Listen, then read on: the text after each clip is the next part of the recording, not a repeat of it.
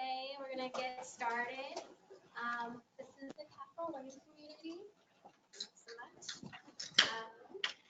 And today's called Making Our Vision Real, County Collaboration to End Childhood Abuse. A lot of you went to the summit early this year in February, and I've been working with Michaels and others to build upon your action planning. So we're going to really take a deep dive into there today and talk about it, challenges, what you guys have been working on, what's been successful so far, and continue the planning process. My name is Lindsay Nita. I'm the facilitator for the Capital Learning Community, and I'm going to be joined today with Michael Williams, that you all probably know really well from the CAP Center. First, we always got to start off by giving a thanks to our funder, the Office of Child Abuse Prevention. The California Department of Social Services, our funder today, and allows us to have these learning communities to bring people together and have a shared learning and just learn from each other. So kind of dive down into just a brief overview of Strategies 2.0 and learning communities for everybody that's new here, and this might be your first learning community session. We're part of Strategies 2.0 through the Child Abuse Prevention Center here in Sacramento. Strategies 2.0 is a catalyst for professional skills, organizational structure, and community relationships necessary to mitigate the risk factors for child abuse and neglect and to promote child, family, and community well-being. It's a partnership through the Child Abuse Prevention Center, Children's Bureau, and the San Diego State University Policy Institute. And the overall visions for Strategy 2.0 is creating stronger families and thriving communities. So Strategies 2.0, they really provide professional development through training, consulting, and then learning communities. And learning communities increase cross-sector partnerships, organizational capacity to solve pressing problems. And if you haven't, this is a quick plug to stay connected with us, but please sign up for the newsletter to get information about upcoming learning communities, webinars, and trainings. You can request and register for training, and of course, register for learning communities on the website strategiesca.org. Also, really quickly, if you have any social media gurus or influencers around, please post any photographs or inspiring quotes or anything you learned today and want to share with others through #CapitalLC, #CommunityPower. And also quickly, we also, through the Strategies 2.0 learning communities, like to take pictures and post about the sessions. So please let me know if you don't want your photo posted on social media.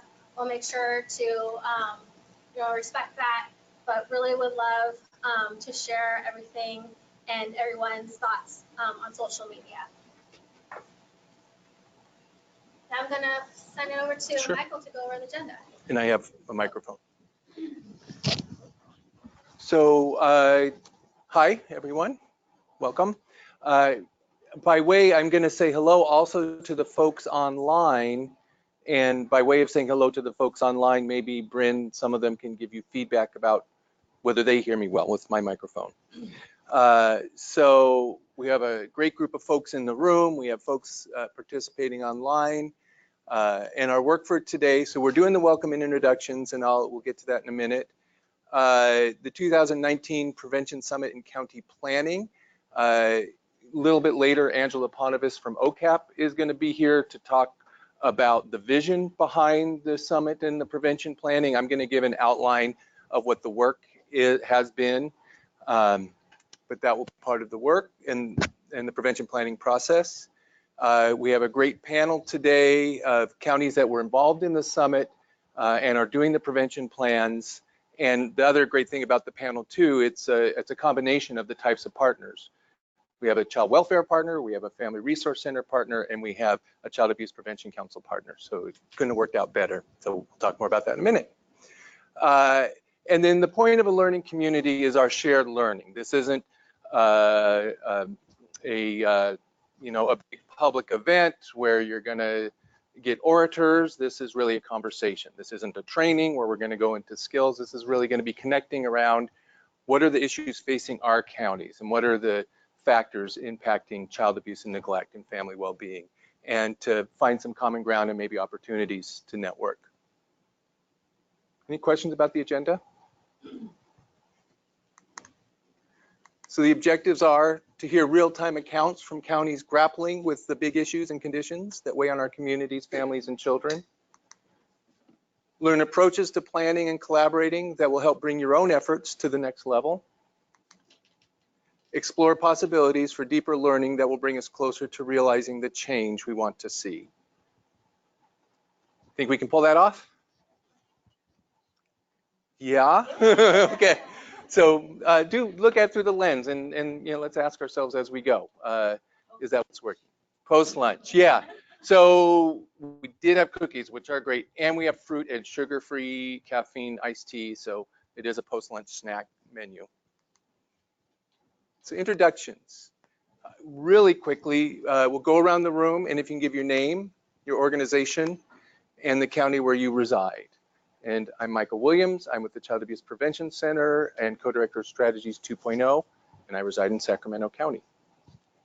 Zenita, learning community facilitators for the Sacramento region. I want to say thank you to the CAP Center for hosting us today. And I also reside in Sacramento County. And a quick housekeeping, this microphone that's going around, you're going to wonder, you're going to talk into it and you're not going to hear yourself amplified. This is for, we have online participants. So this is for the online participants. So, so even though you're talking to a microphone, still use your big teacher voice and we'll all hear it in the room. Hi, I'm Bryn Pascal. I'm with the Child Abuse Prevention Center and Strategies 2.0, and I reside in Sacramento County. Hello, my name is Lana Clifton. I'm the Outreach and Communications Coordinator for Strategies 2.0. I work here in Sacramento County and I reside in Yolo County.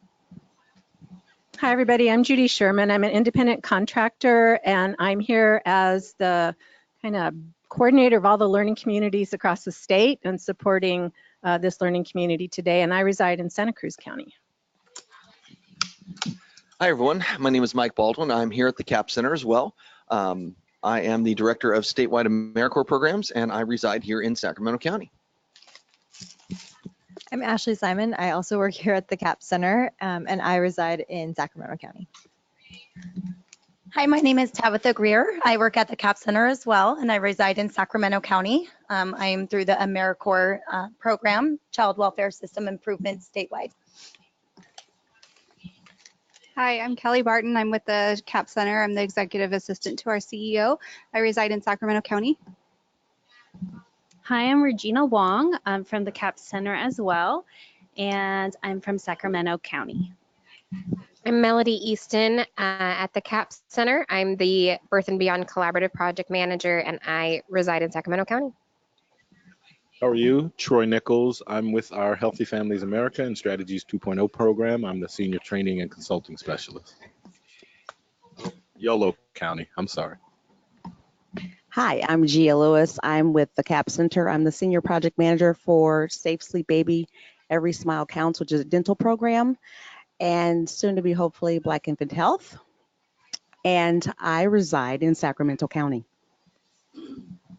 Hi, my name is Stephanie Hutchins. I'm the program manager for one of the Birth and Beyond sites, River Oaks Family Resource Center, and I reside in Sacramento County. Hi, I'm with the Stanford Youth Solutions as a family partner, and I reside in Sacramento County. Hi, I'm Pauletta Hendricks. I work at Stanford Youth Solutions. I am a facilitator. I reside in Sacramento County. Hi, I'm Alyssa Sykes. I work with Placer County Children's System of Care, and I live in Placer. Hi, good afternoon. I'm Jennifer Cook with Placer County Children's System of Care, and I also live in Placer. Hi, my name is Tally Palmrose. I'm the Collaboration and AmeriCorps Compliance Program Manager here with the CAP Center, and I reside in Yolo County.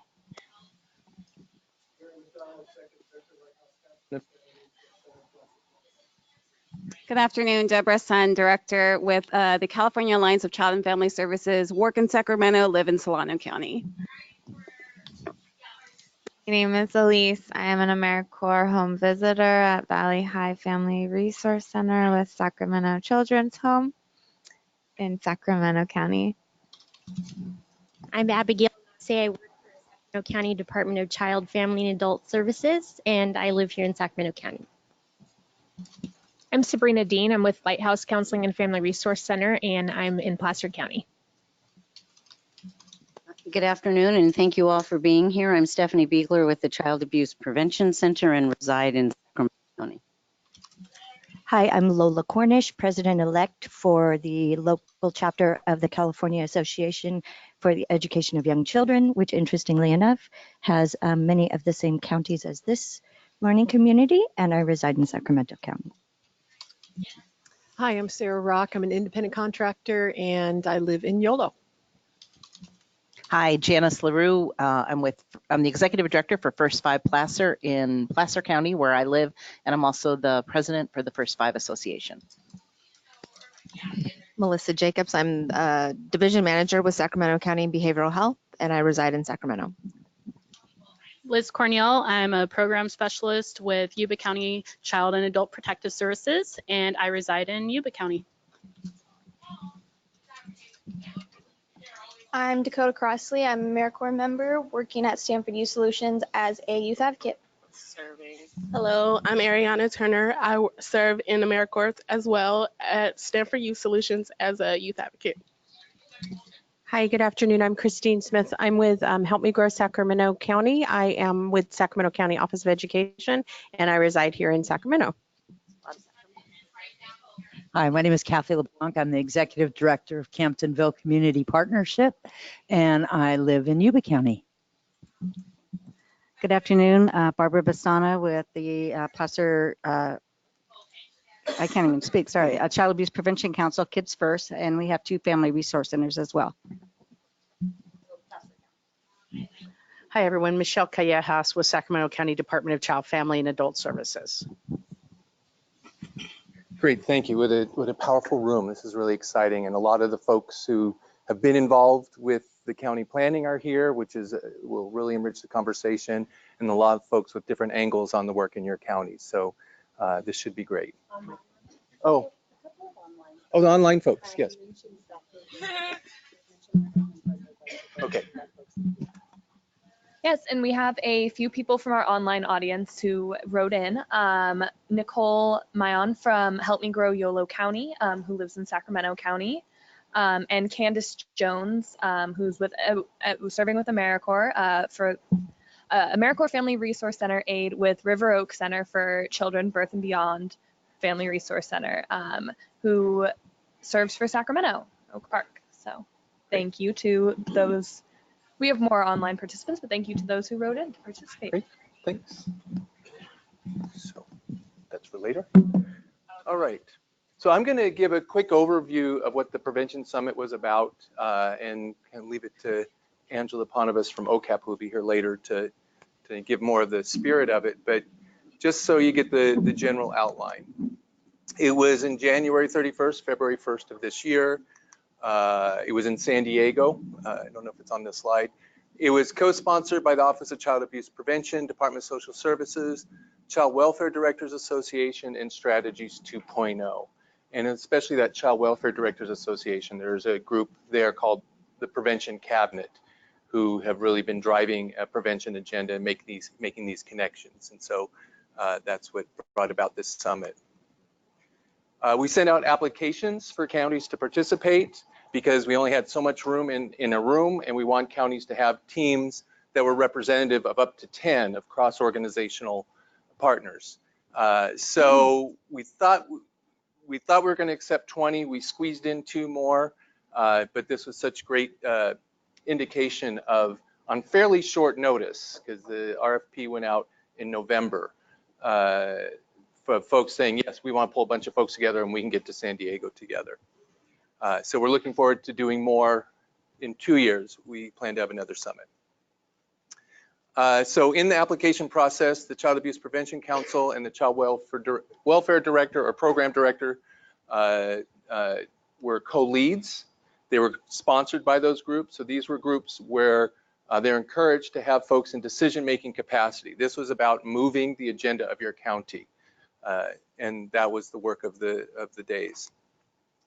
And then up to 10 per team, and key stakeholders or decision makers.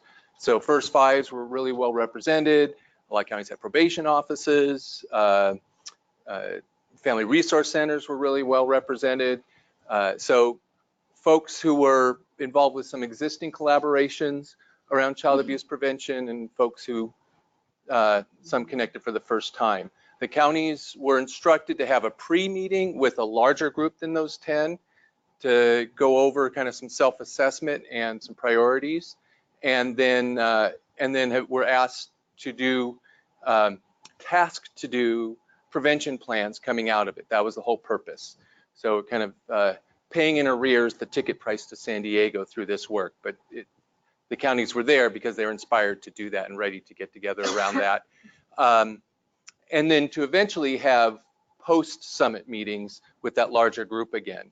And that's happening in different patterns in different counties.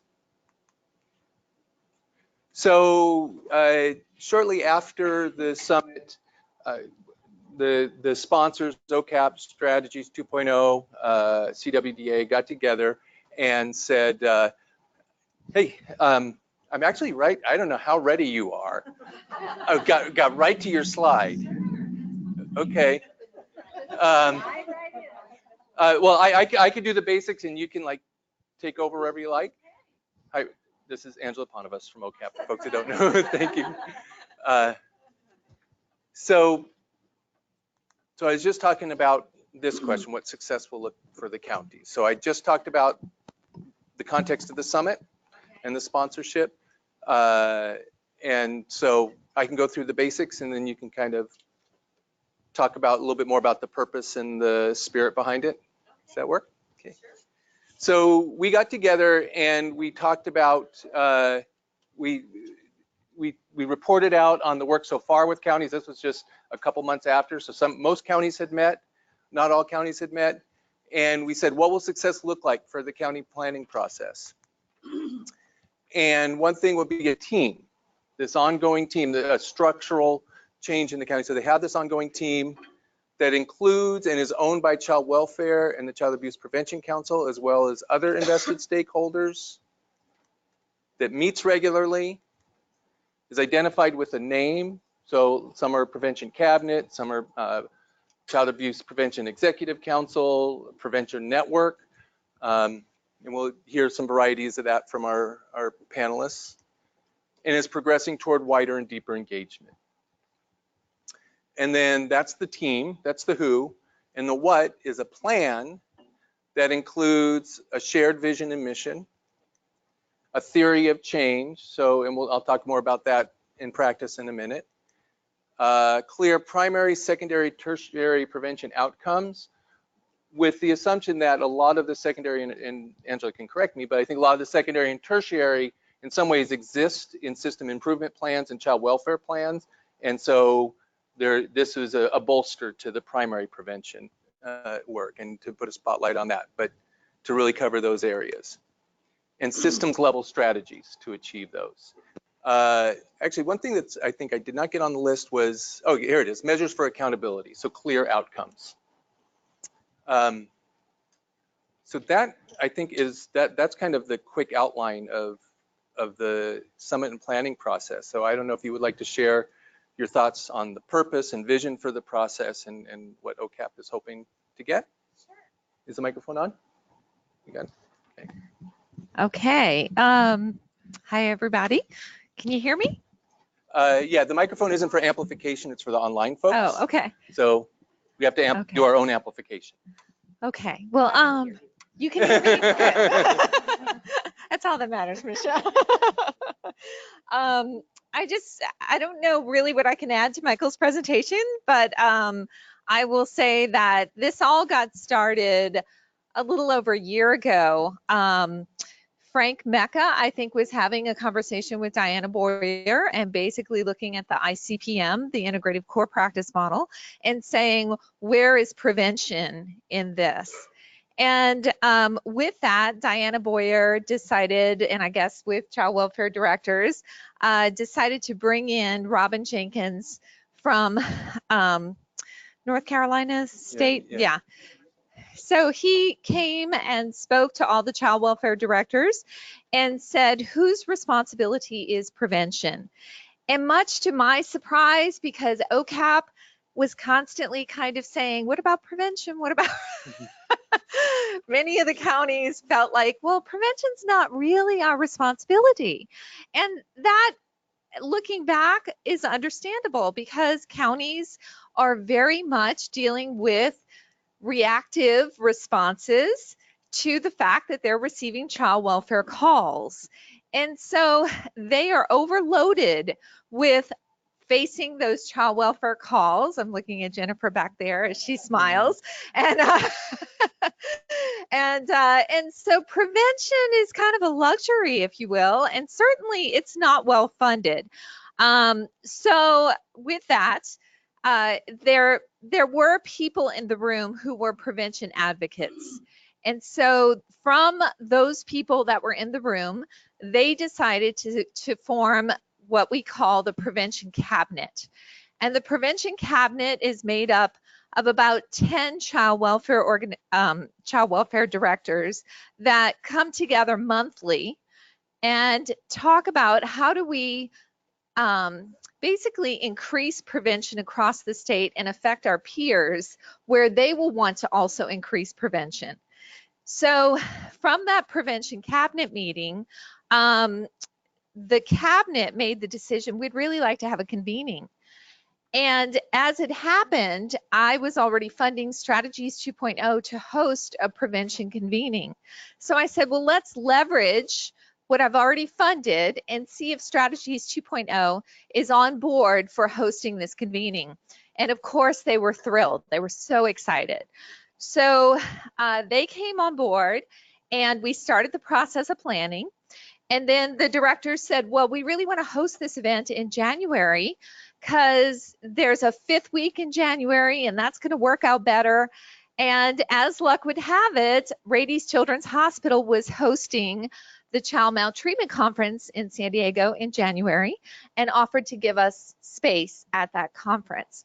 So that came together really nicely. And with that, we were able to start planning the summit. And the summit, we had 33 counties apply.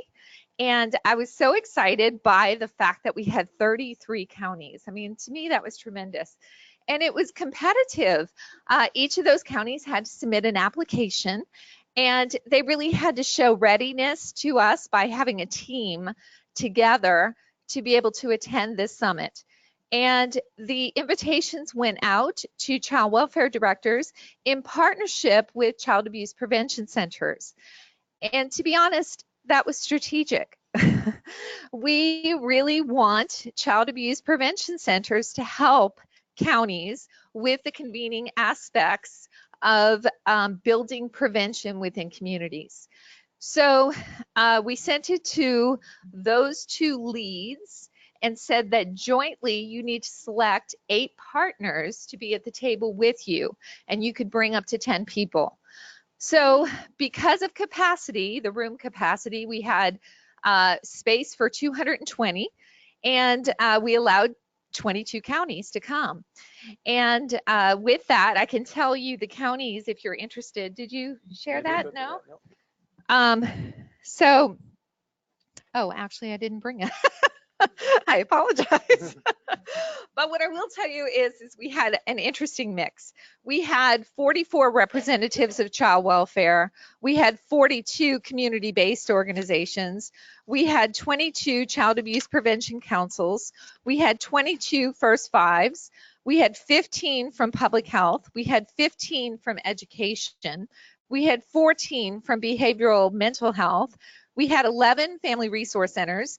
We had 9 from probation, 4 from medical and healthcare, 3 from legal justice systems, and a couple of those were judges, and 2 from law enforcement. So we had quite an array of people in the audience, which was really nice. And I think the structure of the summit was very successful in that everybody was on an equal playing field. We all sat as equal partners talking about how do we build prevention? How do we make our community better? How do we build the social determinants of health? So I think that the momentum was high, and people did say that they didn't want the summit to end. People said that they wanted to keep the motivation and the enthusiasm going forward. And so with that, we partnered with Strategies 2.0 to really think about what kind of follow-up is needed. What do counties need for us to support them and keep this momentum going forward?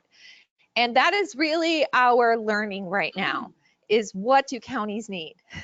So we want to be there, Strategies 2.0 and the OCAP consultants. We really want to be there to support, to guide, to help, to build. And I think that this is timely. We have the Families First legislation that is looming. We don't know if California is going to opt into it, but if we do, we're going to need to build prevention strategies. We also have the potential for increased captive funding, which will mean some more prevention dollars. We've recently found out that we can use PSSF family support dollars to support prevention. So there's a shift happening not only at the state level and the county level, but also at the federal level, where they're looking at how do we increase funding to support increased prevention.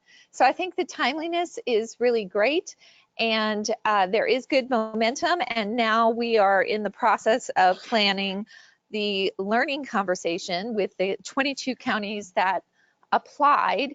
And then for those who were not participants in San Diego, all of the counties who were not there, we offered to help them begin prevention planning. So we had 3 counties since the summit that have jumped on board, and we expect to have more come along in the right time for them.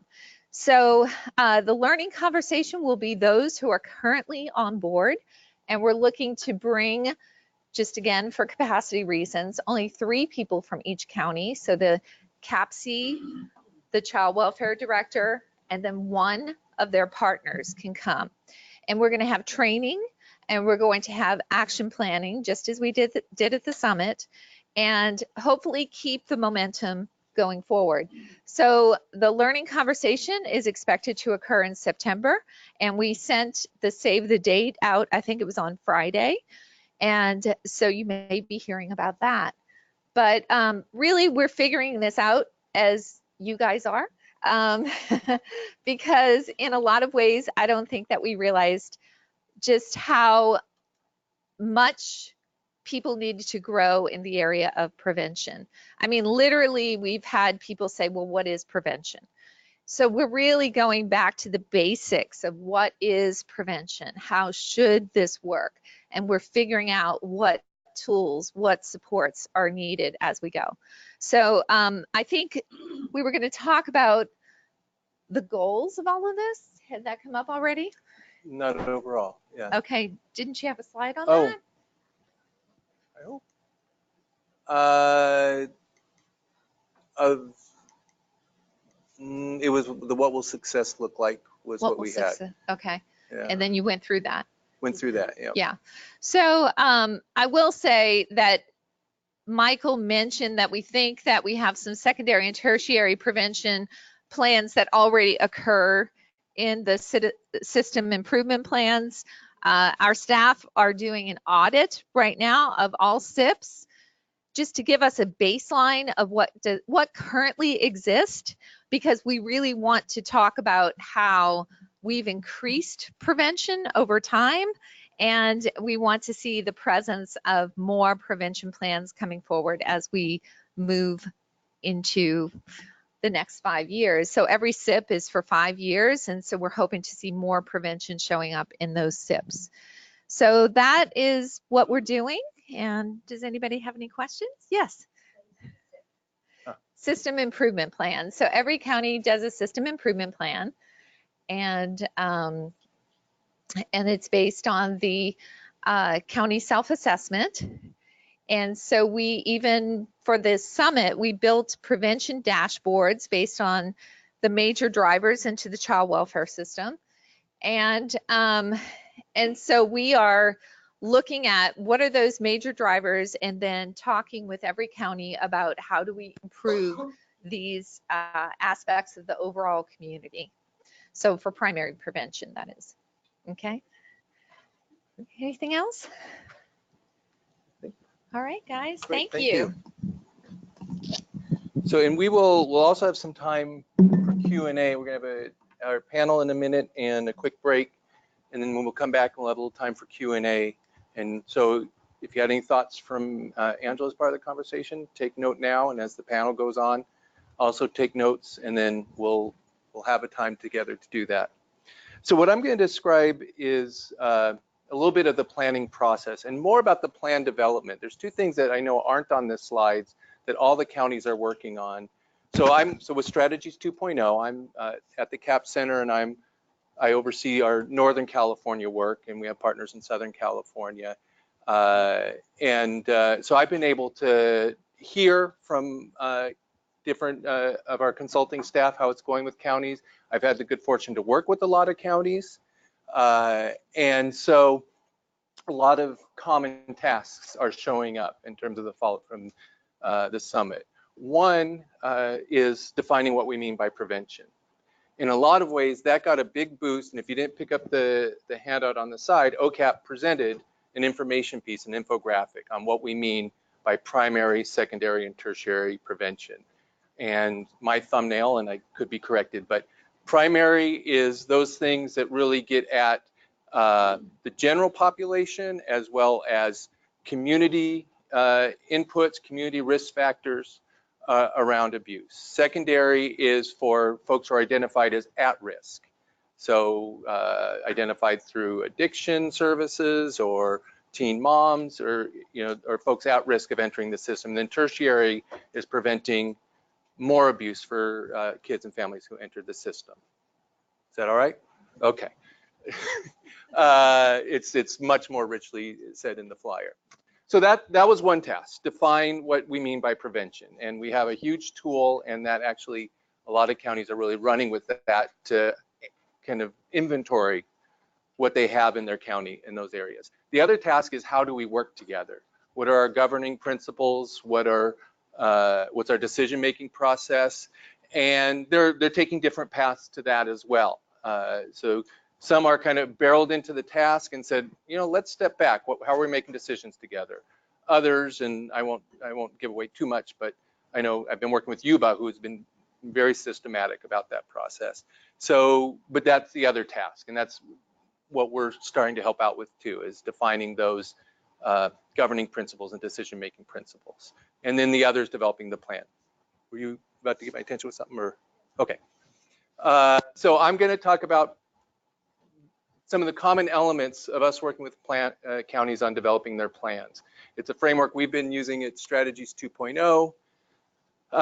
It's not any kind of trademarked special sauce. This really is a distillation of all of our experience with planning. Some folks have been involved with results-based accountability.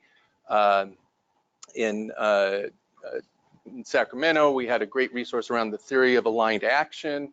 And so this is kind of boiling it down to some shared tasks, and they express themselves in different ways in different counties. But it's kind of some basic questions.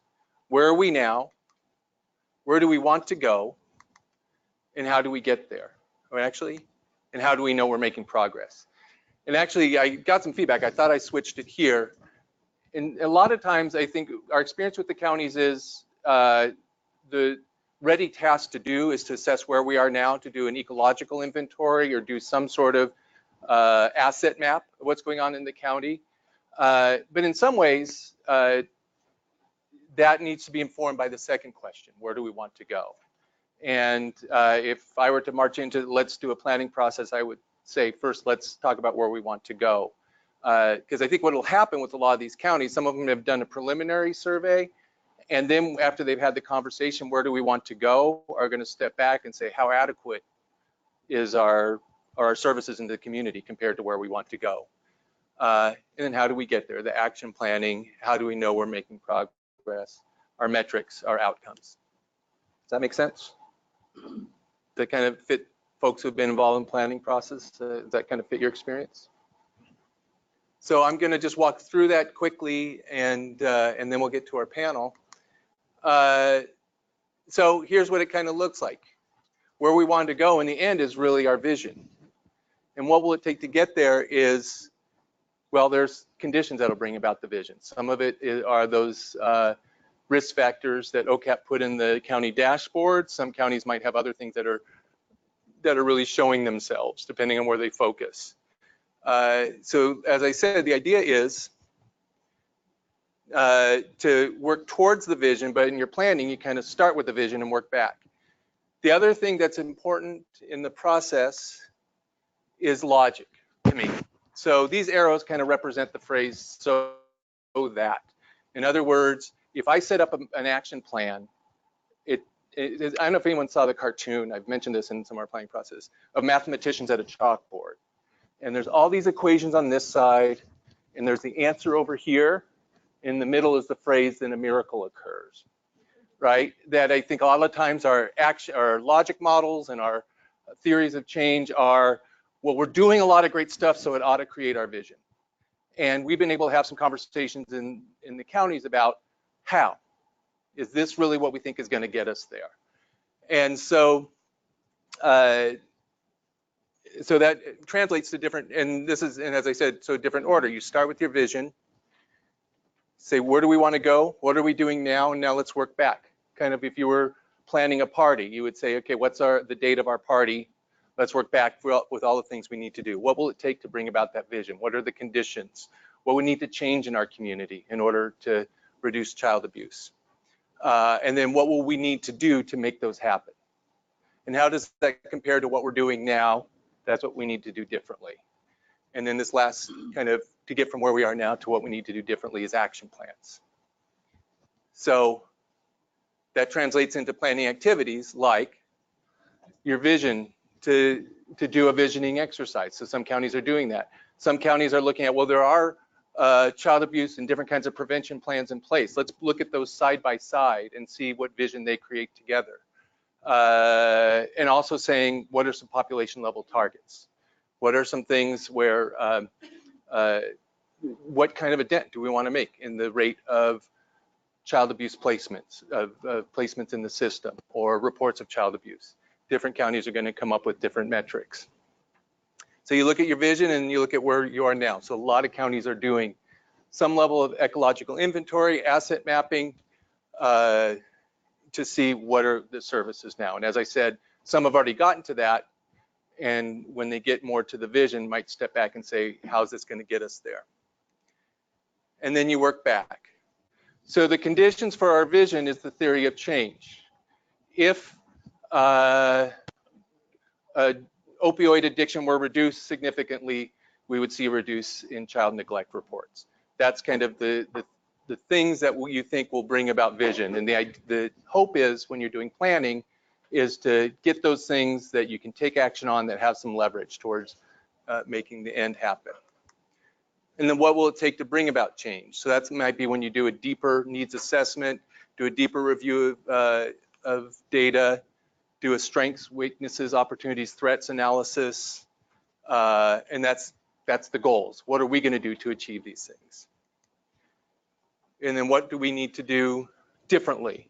That's when, okay, to get to there, here's where our program priorities need to go. Here's where you put in the program design and your short-term goals and your logic models. And to get from where we're at now to what we need to do, that's where you put in your action plans. So different counties have done some of this to different depths already. Different ones are needing more work on this. So it's different mixes of activities, but there are a lot of parallels, and hopefully we'll get to some of those today. So are there any questions on the planning process, the summit, before we move into our panel? We're a quiet room. Do we need to do a post-lunch stretch a little bit? Yeah.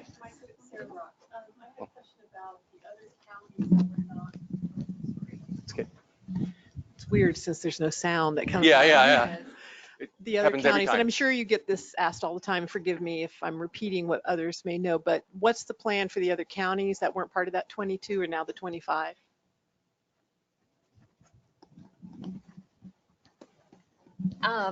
So we have offered to all of those 25 counties to jump on board with prevention planning. We have offered to reenact even what happened at the summit and do webinars that they could download at any time. We've offered to go in with our staff and actually begin a prevention planning process. But if they have not reached back to us to say, yes, that's what we want, to be honest with you, we're not going to force it right now. Right now, we're going to work with who is interested and who is ready. And the hope is that this is going to continue to expand. I think that those that are already on board are going to be that much further along and are going to be glad in many ways that they've started, but not all counties feel ready. And then also, we are intending to have another prevention summit, hopefully to include counties that were not at the first summit, that will potentially take place. Did we say 2021? Yeah. So not until 2021 would we have another summit like we did previously. Yeah, well, in some way, I just had the thought that that might be good timing, because just knowing where the counties are at, I think we're going to see a lot of the fruit of their work early next year, and just in time for a lot of other counties to say, hey, I want some of that. So that works. Other questions about the summit or the planning process? Sure. I know you can't recall specifically which counties were at the summit, but was it a fair representation of rural and urban and different populations? Yep. Actually, we were able to pull up a list, and it is Marin, Napa, Lake, Placer, Humboldt, Colusa, Yuba, Sacramento, San Francisco, Santa Clara, Santa Cruz, San Diego, Santa Barbara, San Luis Obispo, Tulare, Fresno, Kern, Sierra, Calaveras, Ventura, Riverside, and Orange.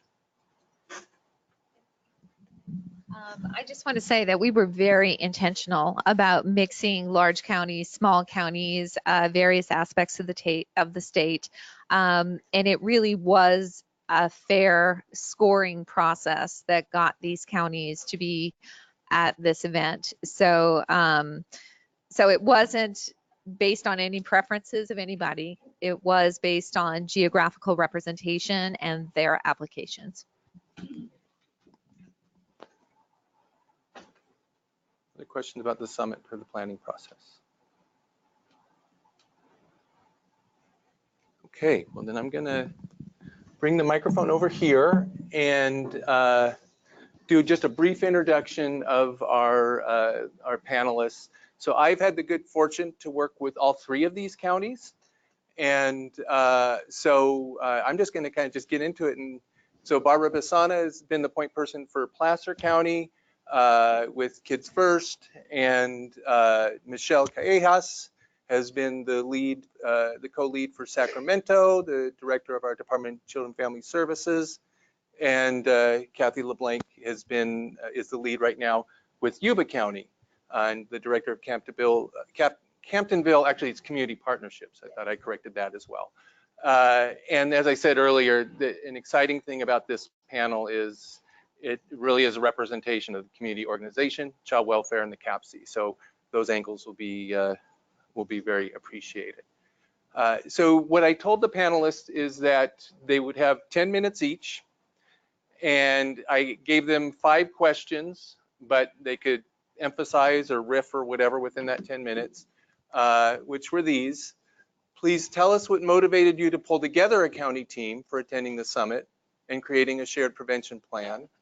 How did the summit help you build your collaboration and planning momentum? How has your planning work advanced since the summit? What have been some challenges and nice surprises?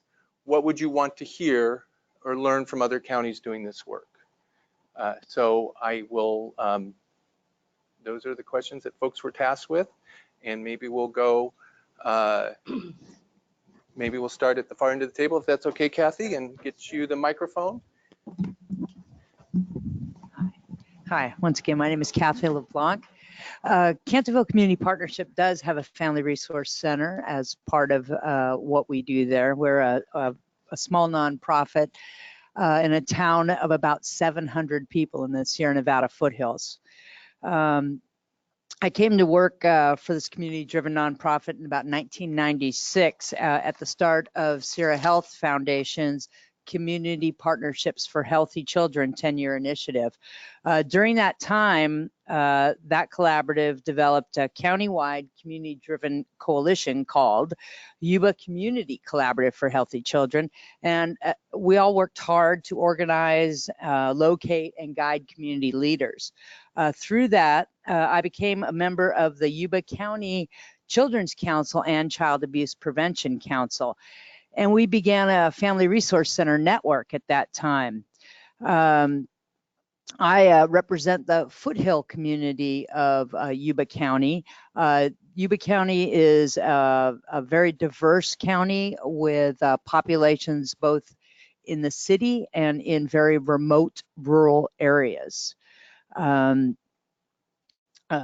The reason I became a part of this is I've been working at looking at the health of Yuba County for quite a while. I became familiar with the Robert Wood Johnson County Health Rankings and saw that Yuba County hovered around 50. Right now, we're sitting at 53 out of 58, which is very low on the totem pole for health. We decided to develop Yuba County, the team that went to the summit, decided to develop a prevention network. This had been a long-term goal of mine.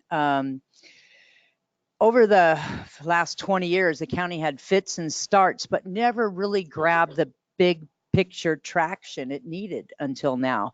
And looking at prevention is really a novel way for the county to operate. We are pulling in county partners that we've never had before, and it's very exciting. I brought Liz with me, who actually works for the county. So if I leave anything out, Liz, let me know, please. I am the co-lead on this project, and it's been a great challenge and a great reward working with this group. How did the summit help you build your collaboration and planning momentum? Well, we had an opportunity to bring a diverse group of passionate leaders together who are not afraid to commit to developing a plan. And this was a big thing, you know, that commitment to actually do something. The summit allowed us to see a big picture goal and decide on a course of action as a team. It gave us a variety of models, and we adopted the public health model, social determinants of health, which is my personal favorite, because you actually look at what it takes to build healthy families and healthy communities. So how was our planning work advanced, or how has our planning work advanced since the summit? Yuba County has taken a multiple agency approach with both public and private partners. We have developed a framework for a prevention network. We've taken the charge to put together an MOU/agreement as to what this prevention network would look like. It was a challenge for us not to just dive right into the work. We had a group of about 10 people that came together, and we met bi-monthly over the last 3 or 4 months. And we just put together our agreement. That will go before the Yuba County Children's Council, which is also the Child Abuse Prevention Council for Yuba County, for adoption as one of their working groups. So we're excited. That will happen in July at our July whatever meeting, the first Wednesday that's not the 4th of July. We will come together. Yuba County did this work before, looking at youth at the risk of homelessness, and taking a work group approach from the Children's Council perspective really allowed us to move forward with action. And that's what this group really wants to do. It wants to get stuff done. That's our motto, get stuff done. And I'm excited about that. About 10 years ago, I was part of a planning group in Yuba County that put together what we like to call the colorful sheet. That was very amazing in the work that it planned. It was going to create a local economy that supports a healthy community. There were opportunities and support for recreation, support of family lifestyle change. How can families become more healthy in their own communities? Create healthy communities where people can live, work, and play, and increase access and promotion of fresh foods. We really thought these were the things that were going to take Yuba County from that 50, and get us up in those health rankings. Well, the reason I'm very excited about this group is because this group did nothing. We made these great plans and they sat. So I've revived these wonderful plans because I think they're still good, and brought it to the Prevention Network. And using a social determinants of health approach, we really hope to make a difference in our community. Let's see, where am I on questions here? I think the last one. What have been some of the challenges and surprises? Like I said, refreshingly, this group really wants to get stuff done. We already have a multitude of data to direct us. This group has recognized how vital building the community voice and spirit is to achieving health goals. To do this, we will take the social determinants of health asset-based approach to guide folks in the community, in the neighborhoods, to find their strengths and utilize them to help solve community issues. From there, we can take leadership to help shape how the county can assist to build those healthy neighborhoods. We are going to use ACEs as well as an informed process to move forward. Our challenge and surprise towards the end of our process to develop the Prevention Network Framework agreement, our team leader and all-around cheerleader for action received an offer she couldn't refuse from a nearby county. But this group has persevered. We're still making great progress, having finished developing the draft goals and structure for the Prevention Network with clear language. We will bring this work, as I said, to the Yuba County Children's Council for discussion and hopefully the adoption of this Prevention Network. I just wanted to read our vision statement for our Prevention Network, which is to strengthen and protect Yuba County families by improving the coordination of countywide prevention services as a sustainable prevention network that works collaboratively to build and support healthy, thriving community. Thank you. All right. Nice. She'll be a tough act to follow. Barbara Bassana with Kids First Abuse Prevention Council in Placer County.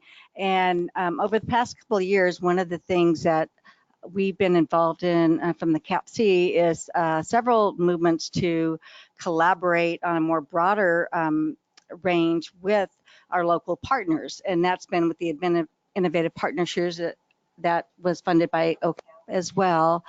And collaboratively in Placer County, we working on ACEs to in our resilient Placer in order to work towards those goals to achieve a more resilient and trauma-informed and focused community.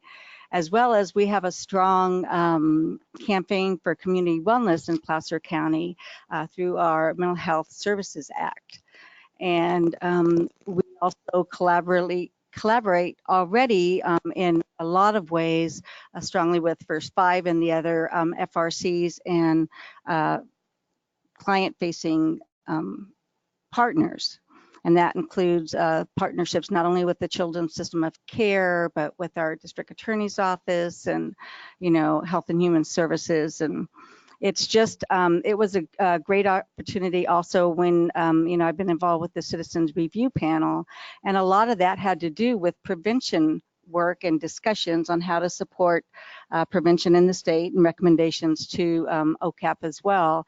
And a lot of what came out of there was really where the child welfare directors and OCAP and strategies ended up getting with the summit. And so I was really excited about this coming forward. And our Children's System of Care team works really well with our partners around the state, and they help take the lead on this and putting the plan together. And really one of our biggest challenges in really looking at what motivated our county pulling together was we wanted more than 10 people. It was hard to make that distinction. And because we work collaboratively so well, we really were interested to see, okay, we know we work well together, but we also feel that we're sometimes in a silo. It's kind of like Michael said, we have this vision and we're doing all this great work, but is it really making that change that we want to see? Are we moving the needle, and how are we measuring that? And that's come up several times over the last year or so. County Health and Human Services did a strategic plan update where they involved the different partners, and so they've been seeking a lot of input. First Five Commission is going through their strategic planning process, trying to look at the different strategies, so we know that we have a vision and a goal that everybody's working together.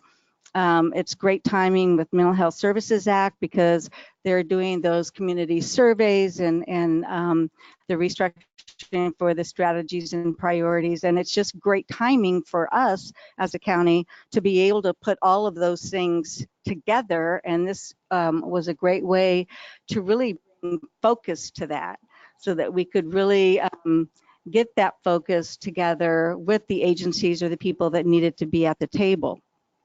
And we felt that we maybe weren't working, even though we had a lot of collaboration, that we didn't always feel that we were working as efficiently as we could be or consistently. You know, was everybody using the same definitions for the work that they were doing? Or when we looked at a certain service or what services were needed to be enhanced or grown, were we doing that collectively and collaboratively?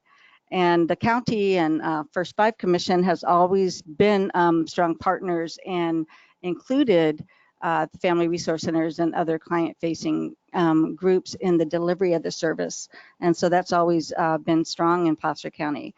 But we also saw that this could also, the more we had the same voice about the prevention message throughout our county, the stronger that we could move that, not only with the agencies that were going to be involved, but that everybody in the county had that same message or that same viewpoint that they were working towards.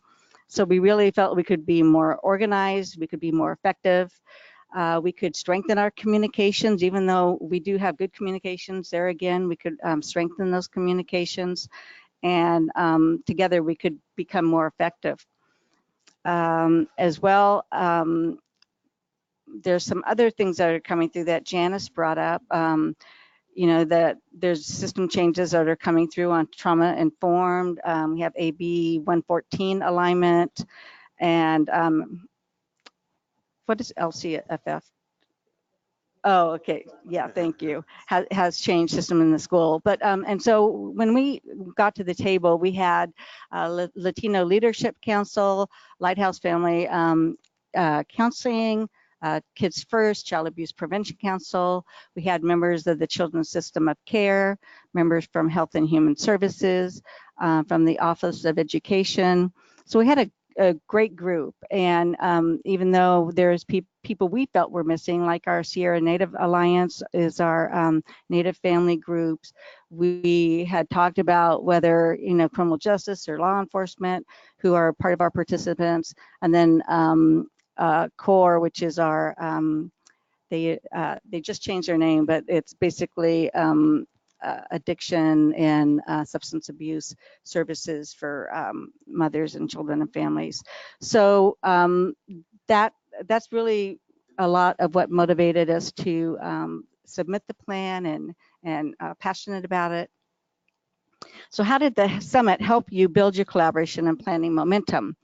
I think with that, like I said, it gave us the focus to have set up regular meetings that we could start moving the needle.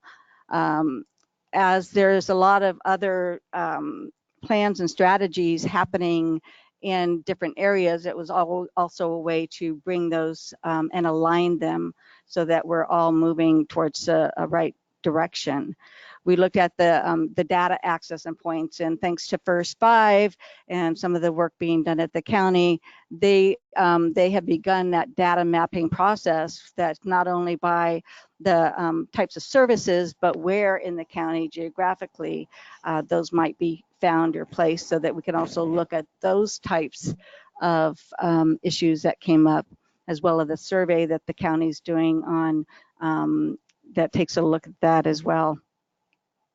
And it was really a time to get away and think really seriously and collectively about what the opportunities we had and how we can really align in a dedicated fashion. So we, really, it was funny at the summit, we saw the agenda, and I think the first comment that one of us made was, wow, how are we going to get much done in that amount of time? Because everything was really packed in because you had presentations and then the time that you really worked, but they facilitated it in such a way that things kept moving and we were able to really get some clear ideas out and raise some clear issues. So how has your planning work advanced since the summit? Well, probably not as fast as we'd like to. We are meeting and we are collectively working towards our goal. We're planning a retreat. But one of the, and this kind of goes into the challenges too, but one of the things is trying to decide who's at the table and how large that group should be, and should there be work groups and maybe a more executive type, 10-member panel, or how should that go? So we don't want to get so large that we don't get anything done, that we just meet. And we also have other meetings that take place in the county that have a lot of the same players, like I mentioned, Resilient Placer, or we have our campaign for community wellness, and we don't want this to become just another meeting. We want to be able to make sure that we can stay focused, get that alignment, and work towards something that really makes a difference. So that's one of the challenge, and we really want to, we're hoping that the retreat we plan can really bolster and ignite some of those focused ideas and get them generated toward a solid prevention plan. And I think one of the nice things that we see is that people are really passionate. I mean, people really want to be involved. They want to make a difference. They want to make significant change in the county. And I think that's great to see. One of the things that with the Child Abuse Prevention Council, we've planned forums and provide information and speakers. And one of the things that came out of the discussion in the group is with some of the other family resource centers and client-facing agencies, really a desire to be more involved and build a collaborative that can really help move that ahead in a more to hear everybody's voice and to really have everybody's participation. So that was great. And then at the county level, HHS is really focusing not only on their strategic plan initiative, as I mentioned, but they're looking at a new fiscal database. And it can be somewhat of a challenge when you have so many things going on. And I think that's a challenge with all of us, because there's so many things going on. It's so sometimes a little bit of challenge to find what days people are available and how we can make sure and meet those commitments with all the things that are going on currently. Let's see, and of course, scheduling. I think that's all on that one. What would you want to learn or hear from the counties that are doing the work? Well, one of them is like really to hear what the panel has to say, but for all the counties that are doing the work, really what's been useful for them, where are they in their process, and what have they developed so far? Because one of the things that we see is like we'd really like to see if things are farther along or they've done something, what works for people and what doesn't. We'd like to avoid the pitfalls, but certainly take advantage of, copying is the biggest form of flattery. So if it works for somebody and it could be shifted to work for Placer, it would be something to really look and share that so that we can all benefit by everybody's successes. And I think one of the things we talked about in the OCAP meeting is just really sharing people's successes, because there's a lot of great work going on out there, but we don't always know what's being done because we're so busy doing it. So that would, it's nice to be able to acknowledge that and celebrate that. And a couple of the other questions that were raised were like, how do they organize and centralize the leadership of the group? I know we're supposedly kind of co-led by CAPC and the county, but with a lot of the resources that the county has, they've been great with doing the minutes and taking, coordinating the meeting schedule and stuff. So how do other people do it? What works for them? To what extent? And what is their makeup of their main group? Is it, 10 or 12 people, or as you said, is it a great larger group, and how does that work? And does that, really, how does it work when you have a larger group? How does it hamper progress? Or is something like a retreat, annually, where you get the larger group together and you do, more work groups during the rest of the year? And I think that's all the questions that we got back from our group. But I'm pleased to say that of the 10 people that were at the summit, we have 5 of us here. So it's Jennifer and Alyssa and Janice and Gary. So it's if I've left anything out, I'm sure they can help fill in the blanks too. But it's great to see that kind of passion and commitment from all of our folks in Placer. Hi, everybody. Michelle Callejas, Sacramento County. And we too have folks from we just called ourselves the Sacramento Prevention Cabinet. Dr. Natalie Woods Andrews from our County Office of Education, Melissa Jacobs, our Division Chief over Child and Youth Mental Health Services. I just made that up, but Melissa Lloyd back there, who's our Deputy Director over Child Protective Services, Abby Nose, who has the unenviable task of herding all of us and coordinating the work, and then of course Stephanie Bigler with the CAPC Center. So please feel free to jump in. So for me, what got me motivated first goes back to when I've always been a fan of prevention.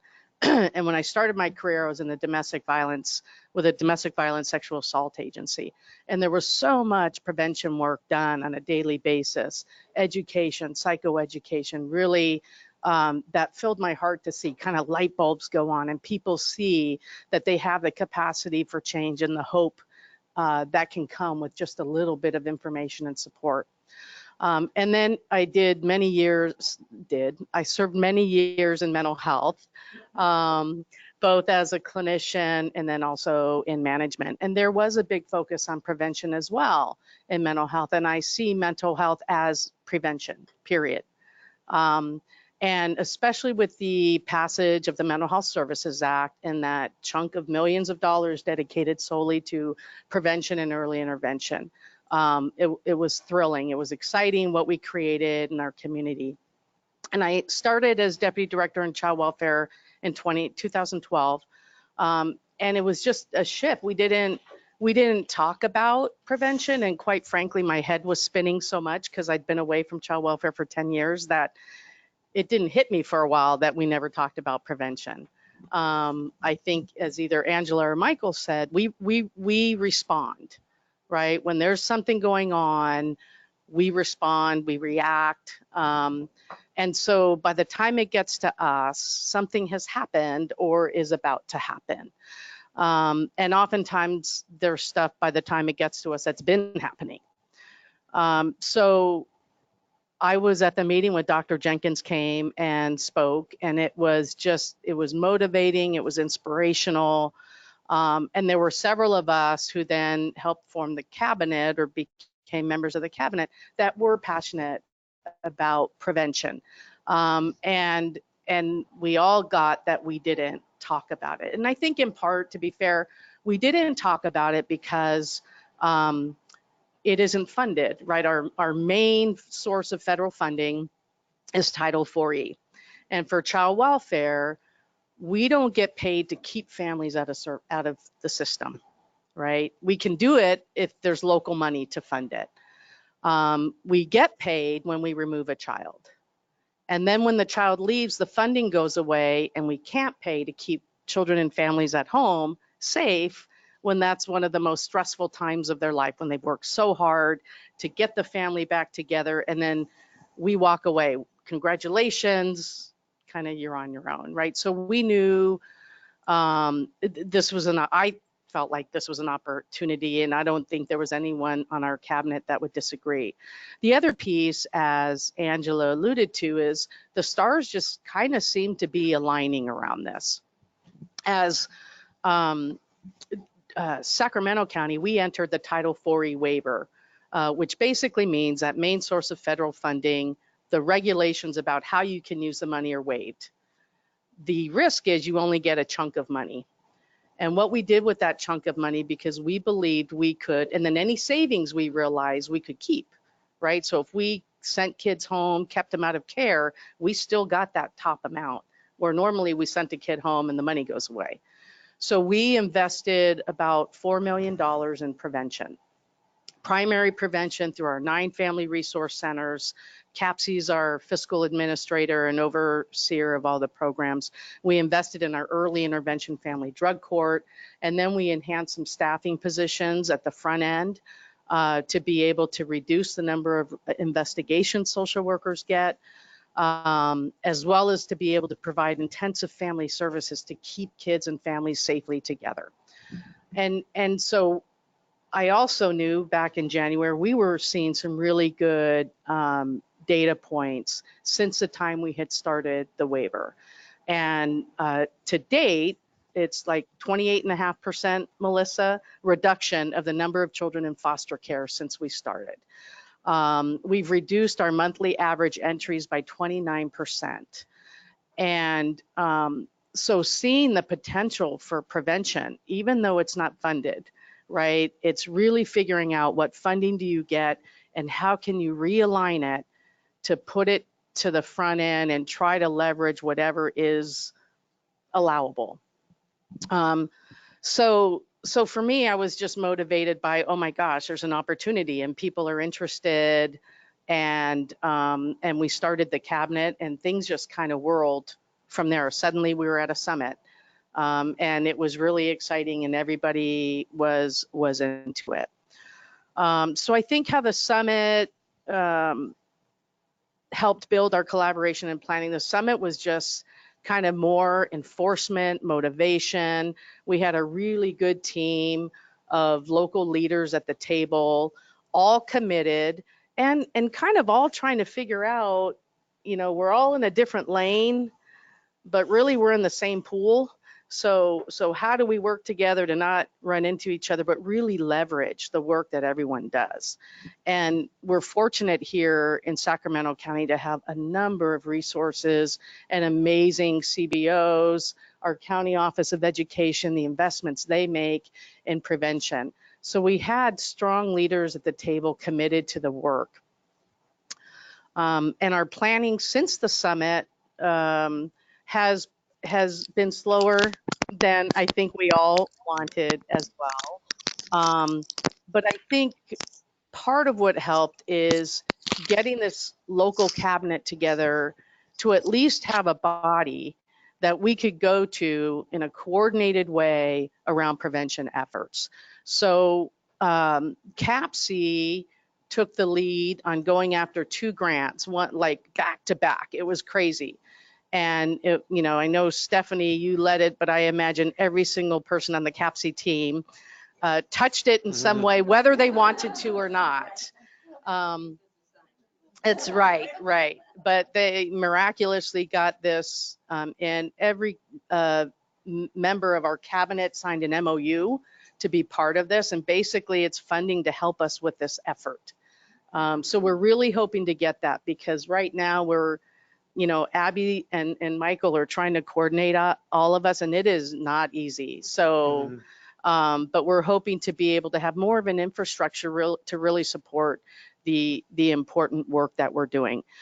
We are also planning a summit or a retreat to really nail down our work plan. We get together and we have these 2-hour meetings, but there's so much going on and we're still trying to get clarification of what means what. We did work on our vision and our mission. And so we need an all day, right? We need all day to just get together and pound out as much as possible. Our goal is to have a draft plan by next March to coincide with and present at our Board of Supervisors in April to coincide with Child Abuse Prevention Month, but also to prepare ourselves. That will be the beginning of First Five's 3-year planning, as well as our Mental Health Services Act annual 3-year planning. So that's kind of what we were planning. And then, of course, any other opportunities that come along the way, we kind of have this body to go to, and hopefully the funding comes through to be able to pursue other opportunities. Because if we don't chase funding that will fund this, the easiest thing, and I'll just speak from child welfare, but when money gets tight, the directive is do what's mandated. Right? Sadly, prevention is not mandated. And so we are doing everything possible within our county to not touch it and to somehow shift resources up front. In an ideal world, I would be able to flip my budget, that we have so many resources dedicated up front to our community-based providers, right? Our community members understandably don't want us involved in their lives, right? But our community partners have great relationships, and many of them are embedded in the communities that come to our attention the most. So really relying on them and giving them the resources, and outside of just kind of monitoring, get out of their way, because they do really good work. The other piece around the motivation around here is because of the other efforts going on. We had this amazing collaborative, the Black Child Legacy Campaign. I know that you were on the steering committee, and that is specifically focused on reducing the number of African American child fatalities in our county. I want to also reduce the number of African American kids that come into our foster care system. And I think the only way to do that is to be out in the community from a prevention perspective. Right off the bat, we get 3 times more callers to our hotline on Black families than we do on other families, right? So there's worries in the community. And I think if we are out there educating and really helping separate what is poverty, what is abuse, and what are the factors that go with that, that's when we can I don't know, hopefully begin seeing some shift. But it will take commitment and dedication to putting the resources. If we want to get an outcome, we have to do something differently, and that means funding it. And then challenges and surprises. It wasn't really a surprise, but I was kind of amazed at the level of leadership that was willing to commit to this and go down to San Diego at the last minute.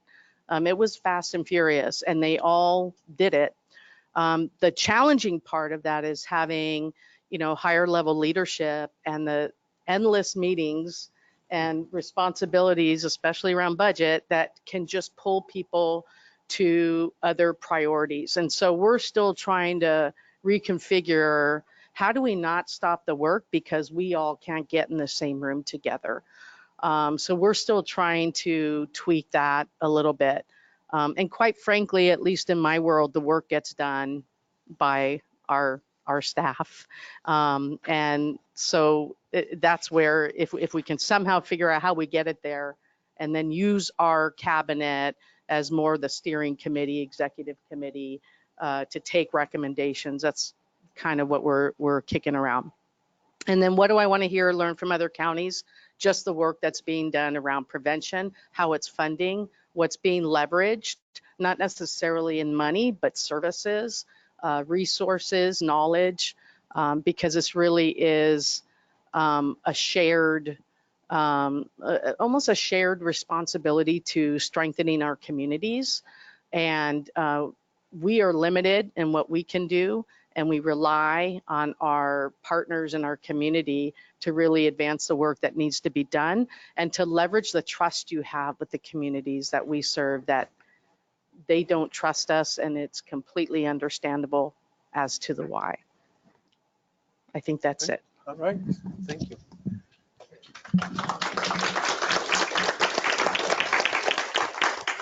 And I gotta give Michelle extra credit for pinch hitting. We had, I think, a great idea. Stephanie was, if you saw your flyer, Stephanie Biegler was going to be a speaker, but we realized Michelle could really speak to her perspective from the prevention cabinet, as well as to have this diversity of perspectives. And so Michelle walked in the door and we walked up to her and said, guess what?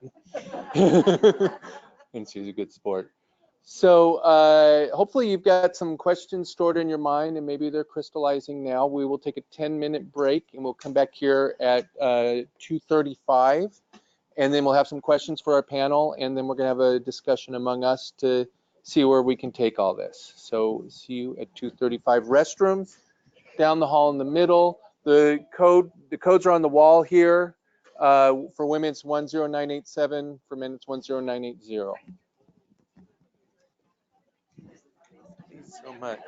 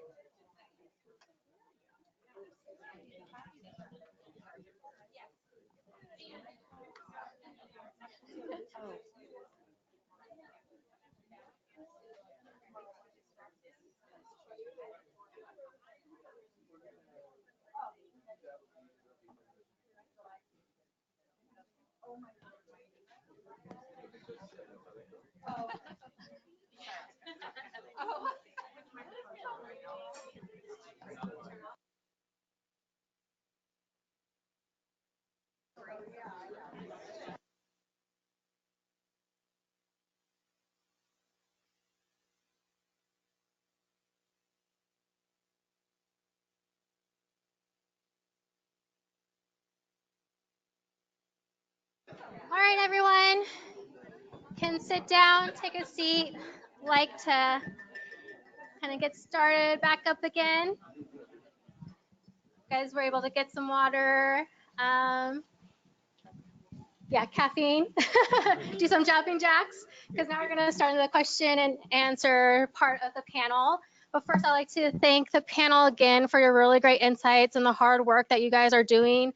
It's really exciting to hear about the momentum is keeping forward with the action planning kicked off at the summit, and bringing more people into the process.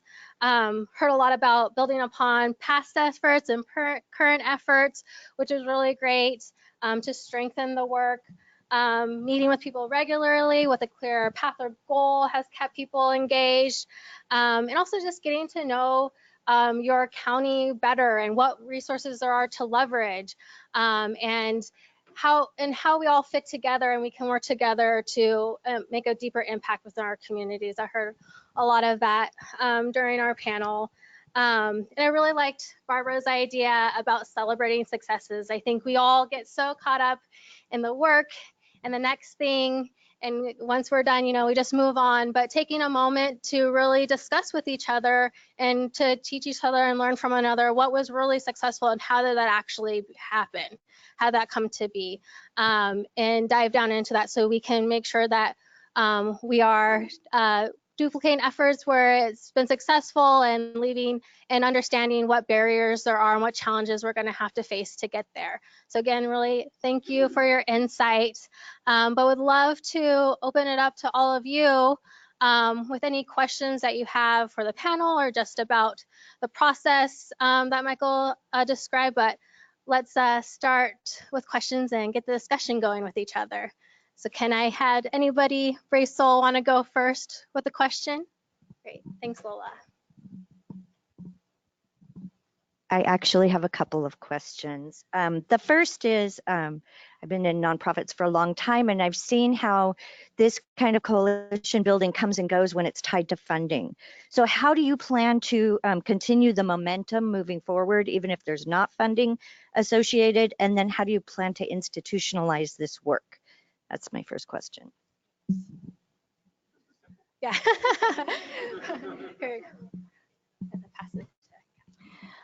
Well, I think that one of the first tests was there wasn't funding to attend this summit, and each of the agencies didn't hesitate to say, I'm in, count me in. And like I said, we actually had more people that wanted to come or that we could have invited that we felt had a place at the table that we just didn't have the room at the table. So I think that I think it's a priority. Even we were talking about a lot of that comes from the top down.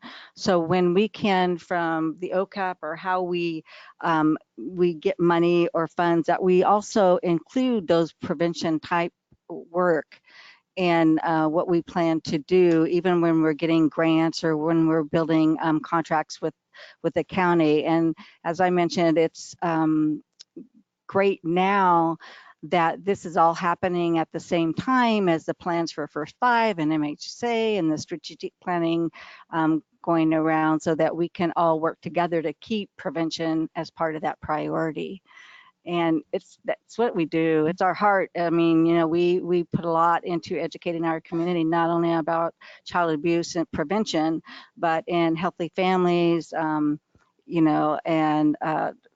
the strategies for building healthy families is it's just in our blood. So we'll continue to do that, and just hope that we can all keep it as a priority from the top down.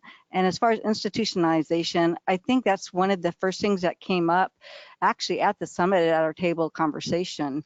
I think it was Elise at Latino Leadership Council. It says, how do we institutionalize this, so that when all of us at the table are no longer there? So it's part of the conversation, and it will be part of our plan so that we can memorialize it. Yeah, hi. That was institutionalizing the work that we're planning to do was a big piece of how we wanted to move forward. And the Yuba County Children's Wellbeing and Child Abuse Prevention Council, it's the longest name I think ever, has been around since I've been a member anyway, since 1998. So that's an entity that has legs. So this prevention network is going to be a work group under that council. The folks that attend that council are the department heads of every county. I mean, every department in Yuba County. We have a Health and Human Service. We have child welfare. We have public health. We have probation, community-based organizations, faith-based organizations, and on and on. So that's our hope, that this mothership, will keep us going. Funding wise, we don't necessarily have any funding streams. I'm looking at Liz, she works for the county. We don't necessarily have any large funding streams, at least, but having a wide variety of community partners, I think, and just the excitement of the work that we want to do, we're hoping is going to be enough to attract some funders. We've had our local water agency, Yuba Water Agency, is interested in helping us do this work. Sierra Health Foundation has always been a great funder for community work. We're just gonna, beat the bushes and go to each of our departments and see how each of these entities can help with this prevention work. And Liz, do you have anything to add to that? I think the only thing I have to add is, and I think someone mentioned it already about working in silos. One thing we discovered was many of our entities are already providing very similar, if not even the same type of services. So we really want to leverage our collaboration and work on streamlining those connections for our community. And hopefully that'll even free up more funds because we'll be working together rather than us all trying to do the same thing in different departments.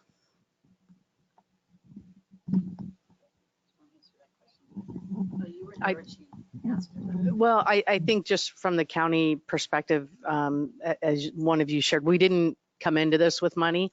And I think that if we wait for prevention money, we're going to be at the same place we are now in 10 years. But instead, everyone's just committed to doing the work and being prepared for when funding does come together. And I think when you at least have a coordinated body, that there will be more opportunities identified that maybe have passed right under our noses in the past, but it just hadn't been considered. And, you know, here locally, the Title 4E waiver goes away in September, right? So we're trying to figure out how do we sustain prevention services. And I think that's going to be a challenge for counties until there's, you know, the Family First Prevention Services Act comes on board, which doesn't pay for primary prevention, right? So we still need to figure out how do we leverage other dollars to be able to invest up front. I just was going to comment too. Part of what propelled the interest by all of these counties that applied to be at this summit is because I think that there is a realization that we really cannot handle the number of children that are coming into our system, whether you are child welfare, mental health, Department of Education. The complexity of the issues that are being faced right now is intense. And I think that there is a realization happening that if we don't start moving further upstream with prevention, early intervention, that our systems are going to be an absolute overload. So it's part wisdom to be compelled to move in this direction. But absolutely, there is no funding right now. It's got to be a master plan that's people are thinking forward about how do we leverage the dollars that we do have in our hands, the resources we have in our hands currently, so that we can move further upstream because our systems are overloaded. Yes.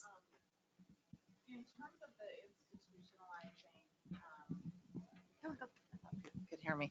In terms of that, just to give a real pragmatic example of what was going through my brain was when you think about in regard to the leveraging, and I like that you brought that up. When you think about, or even, I don't even know if people in the room understand, like when calls come into a child welfare hotline, there are hundreds of calls in Sacramento that we never open up an investigation on. And the worry is, and we have a system where we have a resource and referral person that we do send through, and that's through CAPC that's at the hotline, but it doesn't capture everyone. And so what one of my worries is all the time is for all of the mandated reporters that call in because they have worries about a child or children, and it doesn't rise to the level of us opening an investigation, then what happens? So we try and capture as many of those calls through our resource and information referral system, but it doesn't capture everyone. And so I often think about how wonderful it would be for everybody, all the community providers, and many community providers understand what people in other agencies do.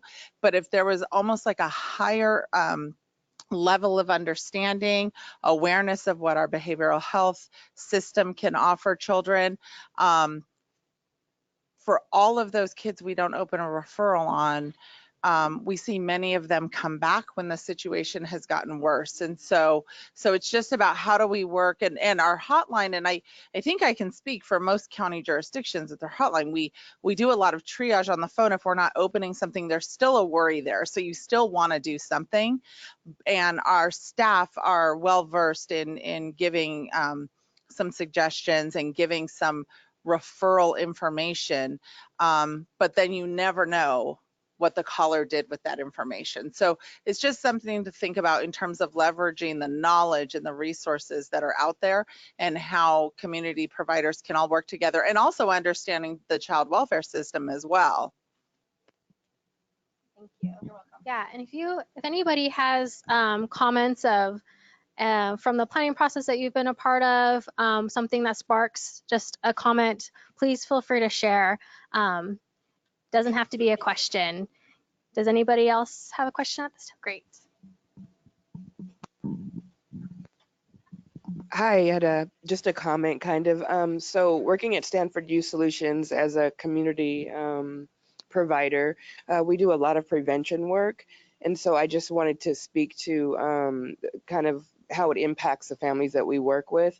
I'm not exactly sure how we were able to get certain slots for preventative work, but we had a probation program, which ended because of funding, but was very powerful to be able to help people stay out of probation and the families. We also have 5 slots for a prevention TPS program, which is much needed. So I just wanted to commend you guys for making that work possible, because typically the families that come through our program can only be funded through probation, open CPS case. So if help and it's not founded, then there's no help for you. Then they just wait till you're actually in the system.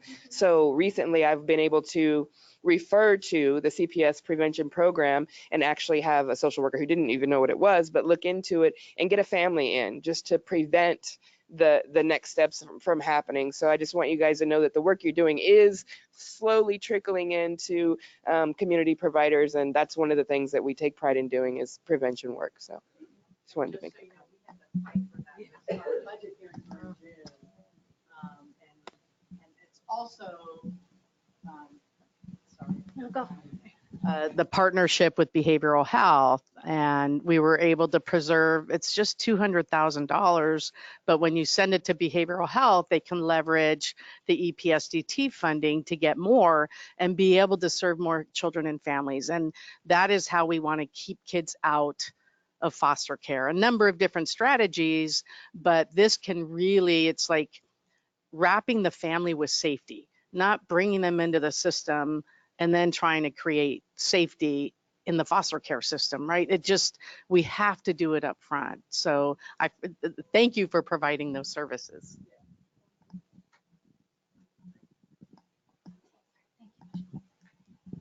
Take it over to Judy.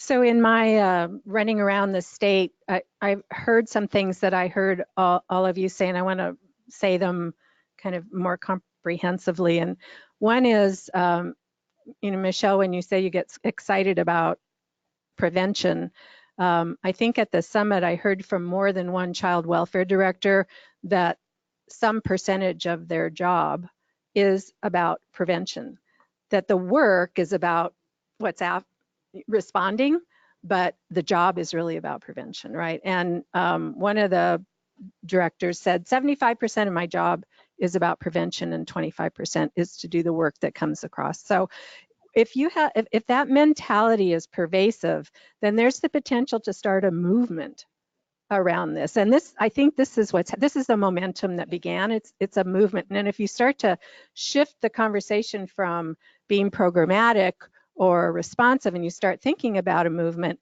then you start changing how you talk about things, right? And so when you start talking about prevention, and again, these examples of if we shift the way we look at things, we see funding where we didn't think there was funding before, we see partners where we didn't think there were partners before. So, and you do things when you start a movement without somebody giving you a bunch of money, right? But doing it ends up helping you find support and funding and partners that you wouldn't have noticed before. So just kind of want to put it on from that perspective, because I think that's what I heard from all of you. Great. Do you have another question or comment? Great. Go to Lola.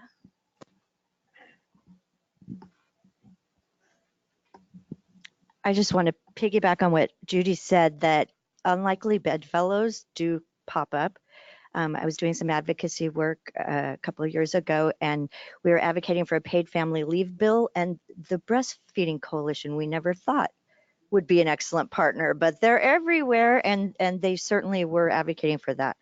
The other question that I have for you all is, I heard you all mention how the summit was so incredibly motivating, and it gave you that framework to really push that momentum forward. What kind of supports do you need at this point to move the work forward?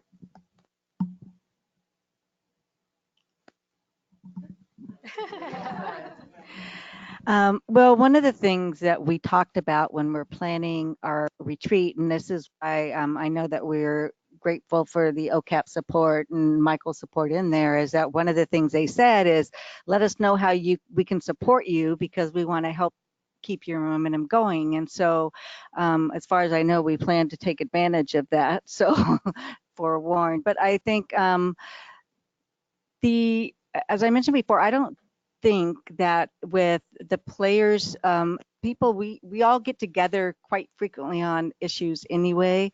I don't see that momentum slowing. And in fact, with the retreat, I think we'll get it more built up so that we can really get focused on what we're doing and what we want to achieve. So I think it's getting to that point, and it seems a little slow going, but I think it'll get there and then stay high.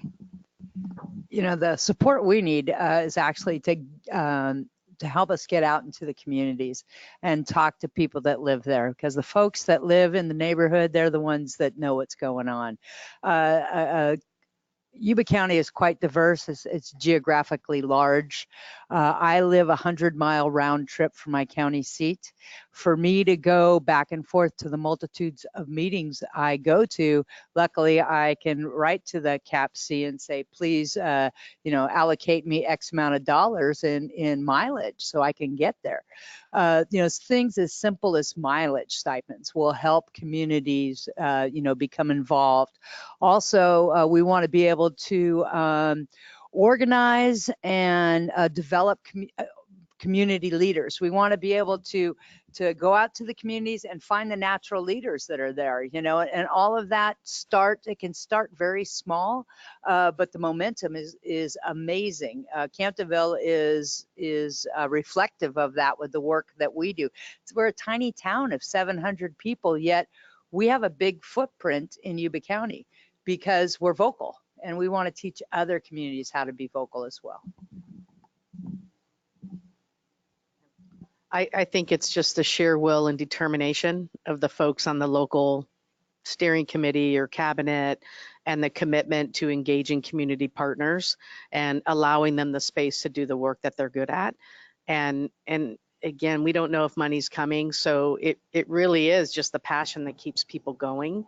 And so we need to just keep fueling that passion. I think another summit would be really good, but I think it's going to be up to each county to really get that, try to sustain that motivation, even when things get tough and, feels like you're running into roadblocks. But I don't know, I feel confident in the state of California that each county is really going to be working hard to do that. Because if you can imagine every single county really swimming toward prevention, what that could do for us.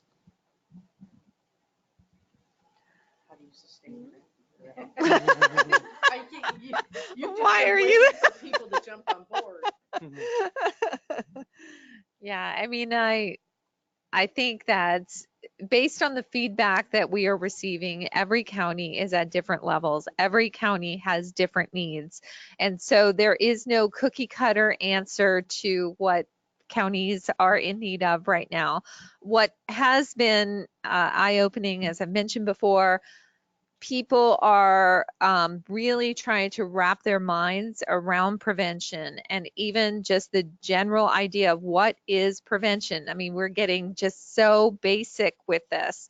And we are talking about doing some kind of crosswalk between child welfare prevention, health prevention, mental health prevention, like how we can all be speaking the same language. It's as basic as that we need to do.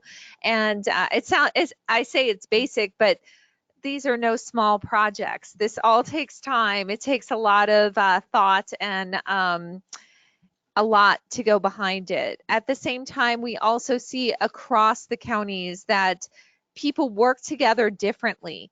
So relationships, understanding roles and responsibilities, even those things have to be somewhat outlined, clarified. So we are really starting at ground zero in many respects of just figuring out what every county is up against and then trying to find solutions. So, all I can say is we are present at every one of those 25 counties, and we will be present at other counties that want to come forward and start this process. And we're going to figure it out. So we're going to give them what they need so that this continues. So I'll add to that, and I got my mic. So just hearing everyone talk, I think I kind of gave in early on kind of some indicators of what different counties are looking for. Like some are wanting that roles and responsibilities, strategies 2.0 being a facilitative technical assistance resource. There's a number of counties who are actually, well, Sacramento and Placer, we're working with them on retreats. With Yuba, we're working with them on the larger network meeting. And I know other counties, outside facilitation at key points has been a real helpful thing, it seems. Also, counties are talking a lot about wanting to learn from each other. And I don't think I'm talking too out of school to say OCAP is pulling together an online platform for that, which we're really excited about. Some more to come on that.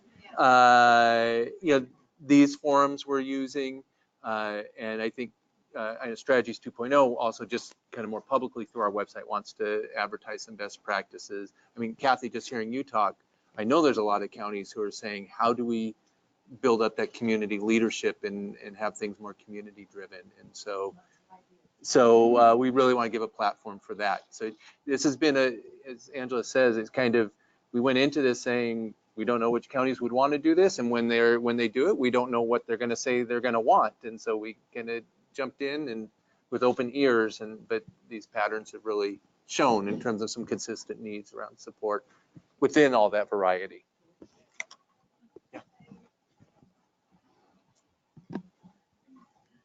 So a couple of things that we're working on is kind of a Facebook type of platform that counties are going to be able to have peer-to-peer learning opportunities within that platform where they can share, where they can ask questions. There's even, I'm not techie, but there's even opportunity for video chats and video things that can occur on this platform. So that is in testing mode right now that we are looking at that. And then, there's something else that we're working on. We got the learning conversation. To support, but as it's coming up, like I say, we are trying to address those things and we don't know what we don't know. So that's what's been the discovery along the way, is that, we're definitely sitting at that table learning what do these counties need, what would be a support, and then do we have the resources and the opportunity to do that. So thank you.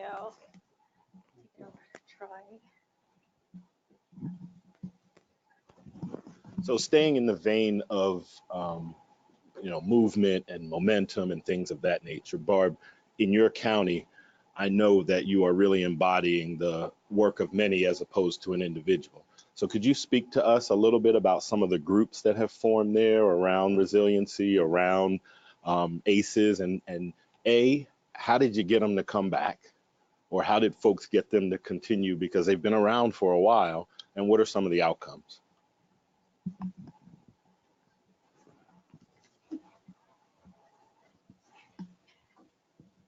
I wore my running shoes today. I know.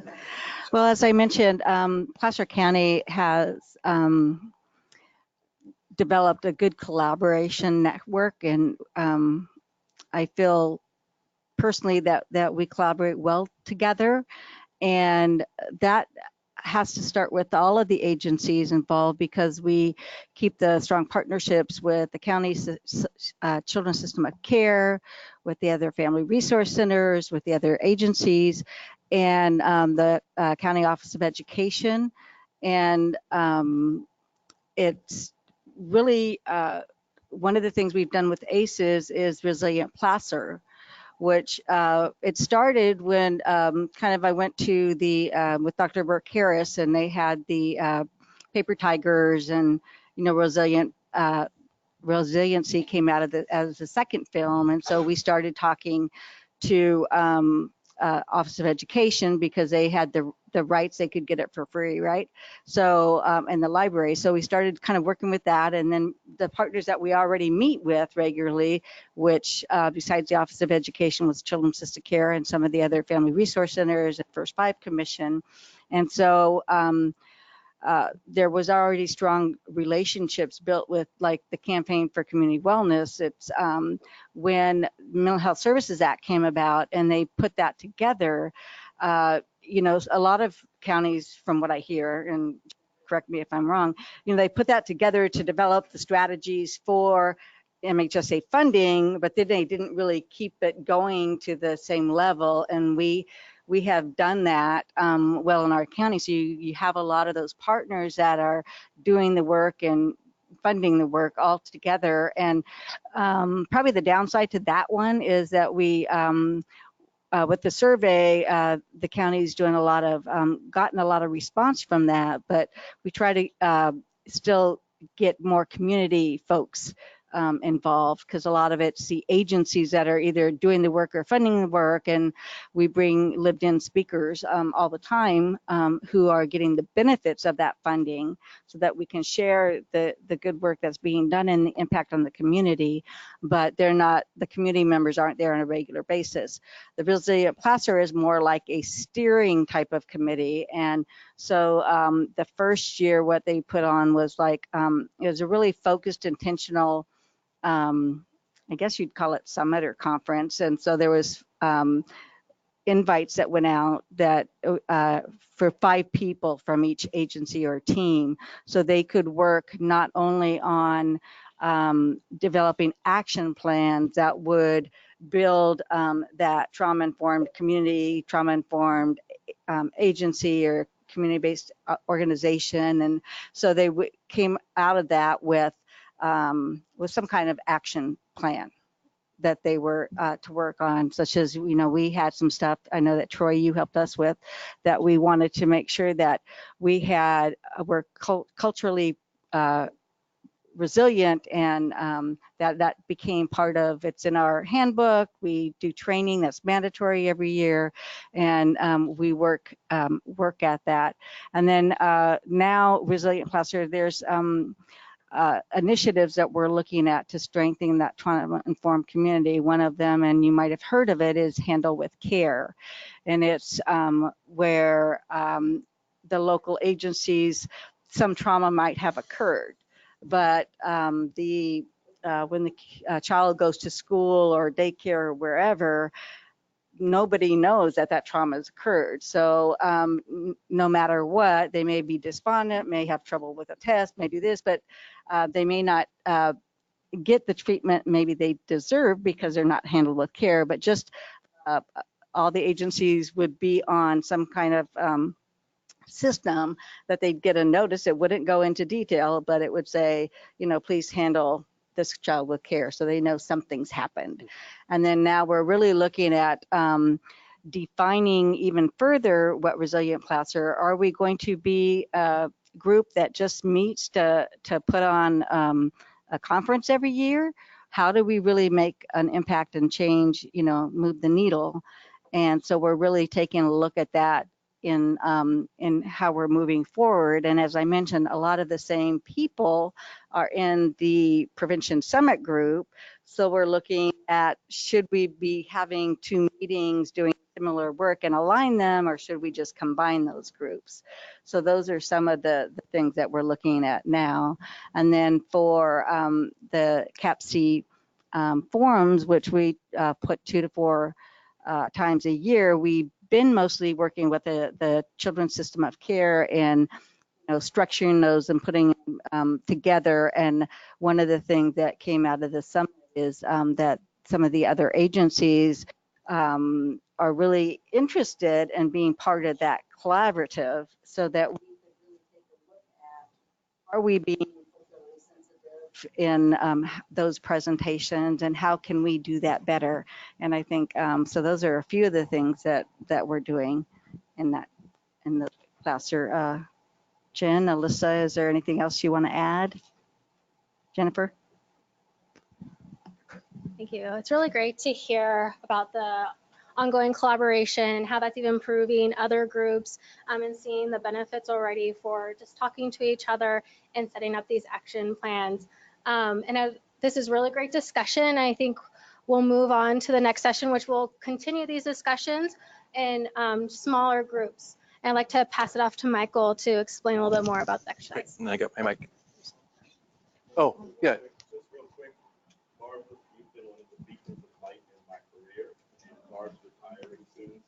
Oh, so I don't know, because I probably didn't catch that for the online. Just Troy's acknowledging Barb Hassan has been a beacon of light for his career, and I'm sure many others. And she's going to be retiring soon, so we will miss you. So we want to bring the conversation among each other, and I've been thinking about the best way to structure that. We have a few questions we want you to think about and share with each other. We're going to get in small groups. We're going to share them. These are the questions, and I'll read them out.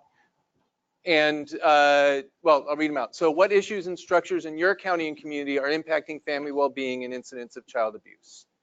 What are some community level changes that could bring about transformational change with these issues? Because that's what we've been wanting to do with these groups. And what would you want to learn from and with area colleagues to support you in working toward change? And that's going to help us inform our plan for this learning community in the next year. We'll have a series of 4 gatherings in the next year where we'll go deeper with some of these themes. So when you get in your groups, I want you to share these questions where you're going to report out isn't not so much the answers to the first 2, but shared themes that you found, commonalities you found in the circle, and surprises. But then we also want to hear your direct answer to number 3. So I do want us to have a mix of counties in the groups. So I'm going to do a count off by 5. There's 5 posters around the room, and there's pens and buckets around the table. So we'll count off by 5. We'll go to our stations. And when you get in your station, you can look around. And if you end up with a bunch of your coworkers anyhow, you are welcome to wander over to another station. Or if you are the 2 people from your county in that same one of you definitely get over to another station. So we'll start with 1. No? Okay. You have to leave, that's right. 1. 2 is the answer. 3, 4, 1.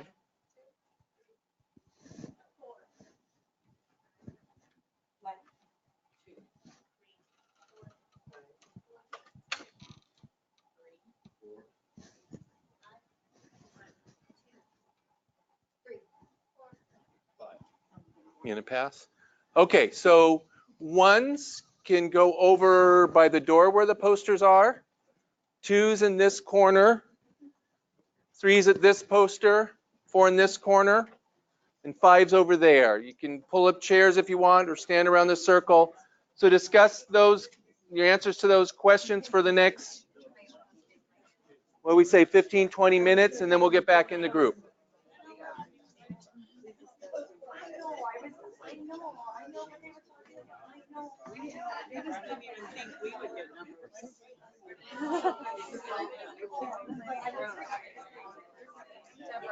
Bay Area facility next week. for 5 more days. Hi.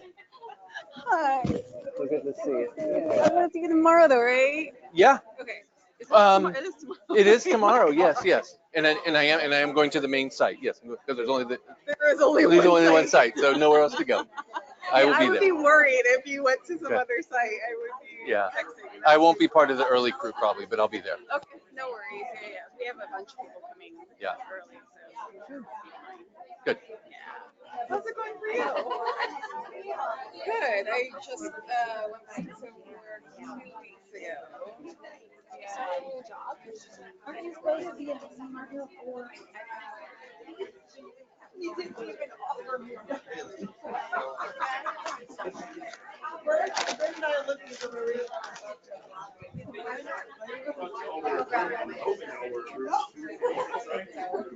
Yeah. Congratulations, building. I'm Sheila's assistant. I know you have a lot of, I'm more familiar with Work and Beyond and those. Okay. Thomas Unified before, and I was already this supporting the first five. So. Oh, fantastic. Yeah, so. Okay, you got a pen, so I don't need you. This is my contribution right here. Please I will describe. write everyone else's answers. Okay, well, I'm mostly listening, but we'll. That's all right. So maybe let's go around and introduce ourselves again.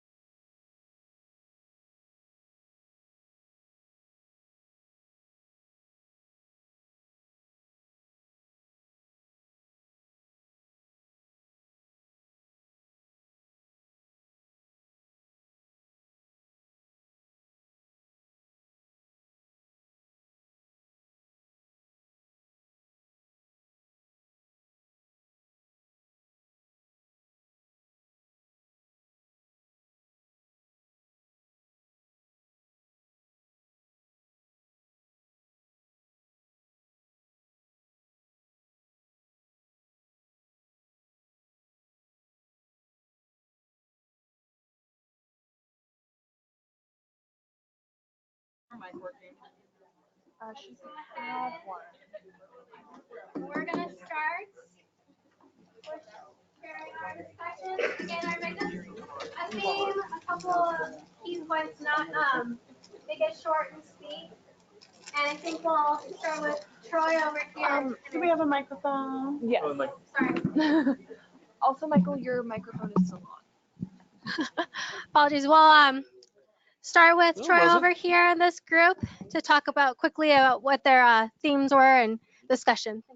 So really quickly, the issue, although we had hundreds of them, we settled on lack of early intervention surrounding child mental health and being aware of it and understanding it. And what our community level changes that we talked about is developing community and familial support systems. We talked about the fact that in this country, there's a whole lot of folks that are moving further and further away from their families, and they're in pods now, and we're in these cocoons, and we don't necessarily have the support systems that we would like around battling things like mental health. And we talked about hearing things from our elders or hearing things from various folks that we don't necessarily have the same components for now, and then developing aligned visions across varied systems. We've got all these wonderful systems, but sometimes the competing agendas keep us from getting to the outcomes. And then we finally ended with What would we like to see? How do we engage decision makers, the legislators, the funders, the community leaders to get a higher level of understanding? We're still encountering folks who don't believe in infant mental health or don't believe that a kid at 6 can have bipolar. So kind of demystifying it so that we can attach both resources and money to the outcomes. Great. Thank you. Oh, There was an online discussion. oh, I'm sorry. Oh, quickly, or love to hear from our online folks about what discussion they have. And Bryn, would you like to share? Yeah. Thank you. Yeah, so the online audience had a great discussion that kind of centered around reducing stigma to accessing services, and that being a huge component of the work that we do in the family strengthening field. One of the things that both of our participants who were engaged in this conversation brought up was bringing in the families to talk about the services that they need and how they would like to access these services. Nicole had a great statement that she said that she heard from several of families that said that someone else needs this more than we do.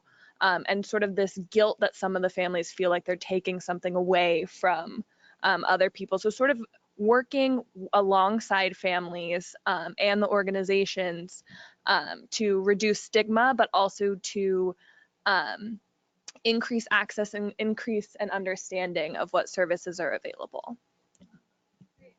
That was really great. Thank you for sharing, folks online.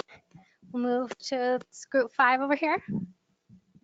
So we're coming from Sacramento and Yuba County. And so some of the issues that we found are funding for preventative programs, safe sleep, perinatal deaths, mental health, poverty, history of CPS, domestic violence, lack of education, substance abuse, transportation, culture of corporal discipline in the family, social isolation, lack of medical access, community relations, basically just like trusting the system and creating a trust system between different communities. Third party homicide, racism, incarceration, lack of support, and the welfare system can sometimes be a barrier, but also helpful.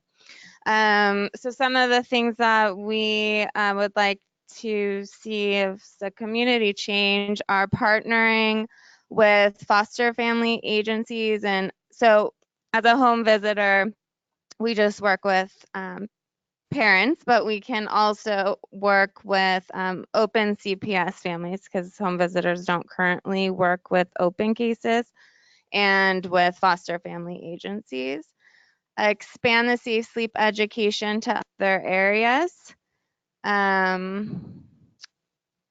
more support for domestic violence male victims. More cultural proficiency trainings for social workers. Integrate DRs into communities. Partner with housing. Screening more families who are homeschooled, so kids that are kind of only at home. Community relations with first responders such as the police. And yeah, and then some things that we would like to learn from each other are what are the priority areas and how did you select them? So more specifics, and networking with colleagues to find resources. So just really sharing with each other what we all have to offer. Thank you. Thank you. Move over. Who's going to share for this group? Thank you. So a few of the things that came up, a lot of them have been said already. And as we talked about it, we ultimately said these are all stressors. So stress is such a contributing factor when child abuse and neglect occurs. We talked about substance abuse and housing and lack of parental knowledge on, so like the cycle of abuse, these parents did not have maybe good examples in their own home. And we talked about cultural proficiency and immigration fears. In Sacramento County, we have had a large influx of refugee families in the county, which has been good, but the resources haven't been able to keep up with the language needs. And then, as I think Melissa said earlier, getting out of that fail first mentality of waiting till it's already bad before we're stepping in.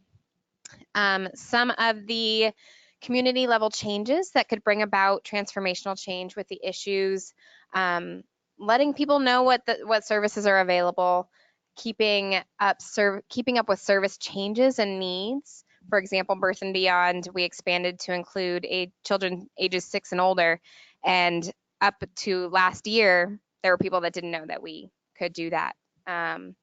Building community collaboration and building community capacity. And then parent education that doesn't look like parent education, same with developmental screenings. We talked about changing the language around our services, which is something we're working on Birth and Beyond, changing position titles and talking about what does it look like when we're going into the home or families are coming into our centers. Are we calling it parent education, which could imply that there's a gap in the parent's knowledge and is not very strength-based. Some things that we'd like to learn from in order to help do the work better. Obviously, community asset surveys and community capacity assessments, learning how to build community capacity and make it sustainable so that we're not the only keepers of the information. How to change agencies and community perspectives so that all are on board. And another person said earlier, IDing who are the influencers in the community and how to engage them, the community leaders. Learning from those with lived experiences, developing those with lived experiences into community leaders, and then how to move the needle on some of these stressors with the least negative impact on families. Thank you, that was very nice. Go, Kathy. Yeah, hi, it's group number 2. I just want to say about group number 1, the work that you are stating is exactly what Sierra Health Foundation did between about 95 and 2000 time. They worked with 21 communities in Northern California to do just that. It's pretty crazy how it comes back. Our first was issues and structures impacting community. So housing, substance abuse, domestic violence, a lack of resources and knowledge about health, what it is to be a healthy parent, geography, the distance from services, lack of transportation and childcare. Folks are in a financial stress, you know, the stress from being in debt, language barriers, mental health stigma, and then there's a lack of support systems within families. Community level changes, housing and the economic infrastructure to help folks get out of poverty at the community level led by business, helping those at risk of homelessness, asset mapping, so folks know who those leaders are within their community. They just sort of rise when you asset map, and let folks have a good idea of where and what their links are to resources. There are even silos at the community level. So how do we break those down? Knowledge and sharing at all levels within the community. Utilizing trusted messengers within the community to get this word out, and then giving people tools to get the work done. And then what would we like to learn? What's working, how it's done, or why what didn't work and why. We also our group wanted to know a little bit more about the social determinants of health and how that can make changes. A greater comprehension within the community of what the conditions are. And then finally, how can we engage the California's Office of Equity in all this work? Thank you. And lastly, Natalie, we're here. Great, thank you. So for the first question, you know, we echo all of the comments that have been stated around the room. So we'll skip to the second question. In terms of the community level changes.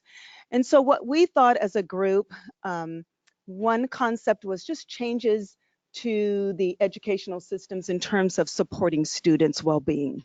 And what that would look like, not only focused on school-based transitional kindergarten through grade 12, but also making sure that we're capturing our youngest learners here in the county. So birth through age 5 as well.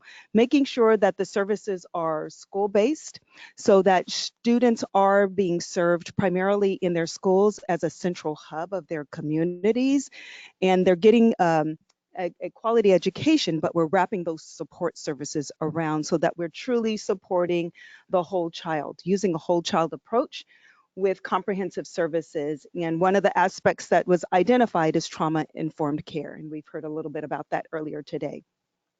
The other piece that needs to be wrapped into the changes is a multidisciplinary team approach, so that we are breaking down those silos. Not one entity or agency is supporting that child, but it really takes that whole village to support that child right there where they are. And so utilizing a multidisciplinary approach and bringing in those stakeholders that are not the typical stakeholders in the work. There's a lot that can be offered. And making sure, as we've heard here, the trusted messengers, the cultural brokers, making sure that we're culturally responsive.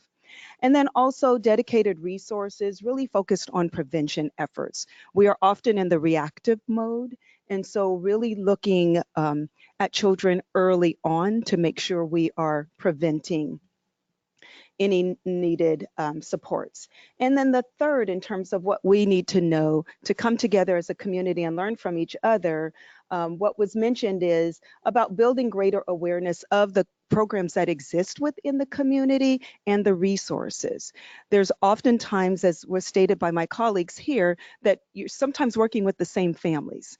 And so one program is serving a family, another program is serving the families, not really coming together to streamline the support and the services. We could leverage resources, leverage the services and partnerships, and really do a phenomenal job rather than duplicate.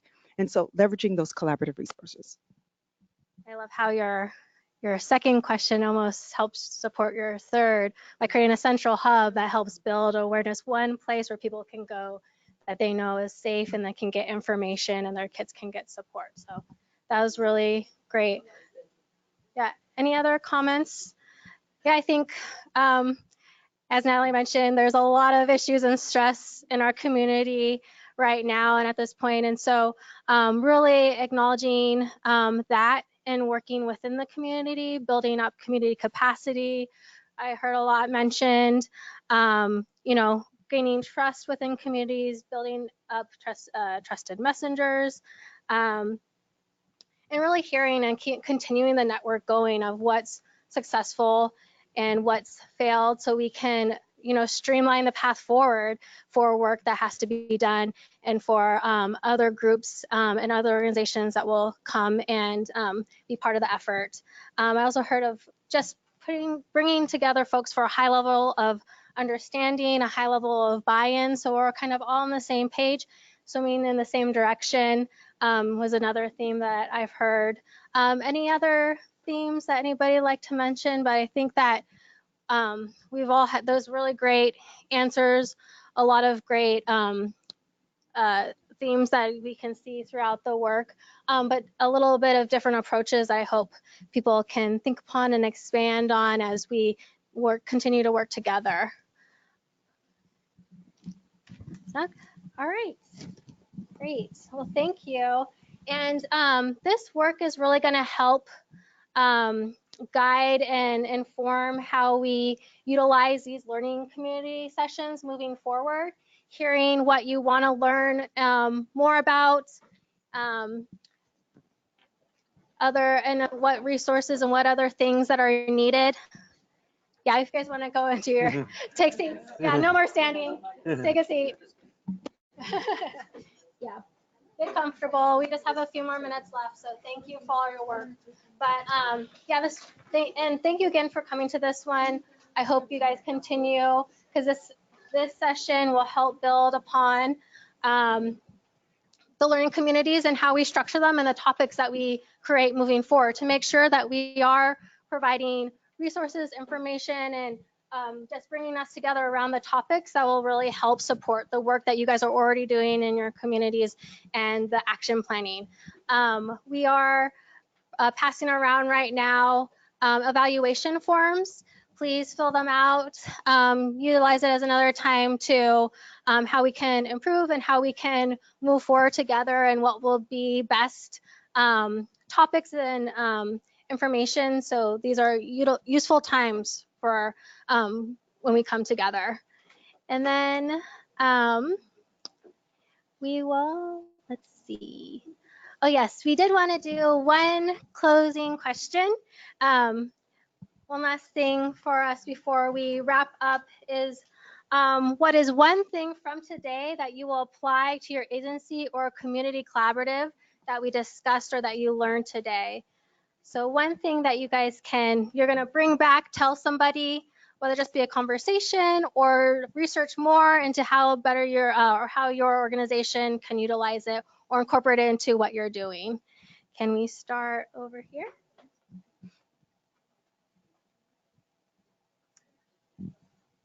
I have to think for a moment because it's hard to narrow down one word. A common vision. Yeah. Ditto. Common vision. That makes it easier. Yeah. Something that you learned, you can make it a short, sweet, one sentence maybe. Make a better effort of collaborating and reaching out to systems or partners that I wouldn't have necessarily thought of before, and stretching the goal and vision. Data. And so the reason I say that is because, as I made my comment earlier, we keep a lot of data on just the comment in regard to our hotline and the families that we don't open on. So we keep data on those families in terms of how many we don't, but your data, the more detailed you can get, the better you are. So I had a takeaway from today is, although we keep that data, we need to understand what it's telling us. So what I described as worries around where kids the worries around kids and families could just kind of sit versus taking some action. I want to get some kind of to put them all in buckets about this one was about this and this was about this, and then do the reach out to the partners. That was a lot, I'm sorry. And I have the and on that is when that information is found out, or even before, leveraging community resources to better serve families. I think there's a lot of effort out there that is just disconnected and needs to be connected. I think more of the same, just building community capacity in all its forms. I'm really excited to hear about the Facebook platform that's being created by OCAP. I like to look at ACEs connections to look at how they use ACEs within their community. So I'm hoping this platform that OCAP is creating will allow us to connect more as counties. There's a new director in Sacramento County for behavioral health, so I think that I want to make sure that he is acutely aware of this group and the cabinet and how we in behavioral health can support.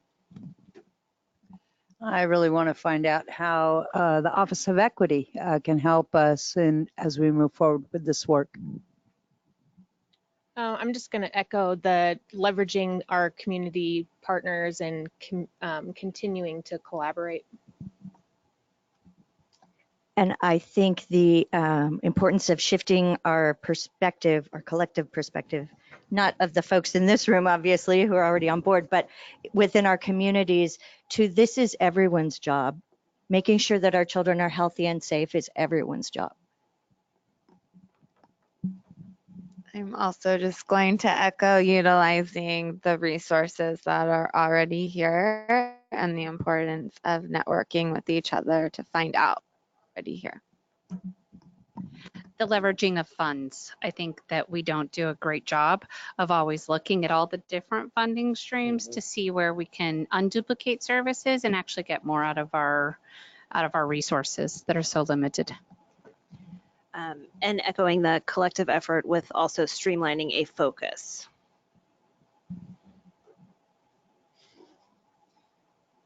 I guess I would take back just to continue to reiterate the importance of the preventative work that we already do, and to talk a little bit about the movement that's, I should say the movement, but that's starting at the county level as far as preventative work goes. Also to help streamline some of the services, like they said, so families aren't duplicating the same service, is what I would share.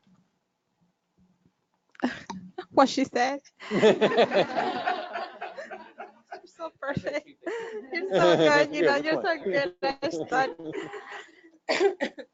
I will probably also add that I will continue just giving, because I work directly with the parents of those kids that are receiving mental health services. I will probably just continue providing those the information for those organizations that are nonprofit that might be able to assist the parents, with mental health issues of their own, or whatever situation is preventing them from getting better and have better parent skills for those kids.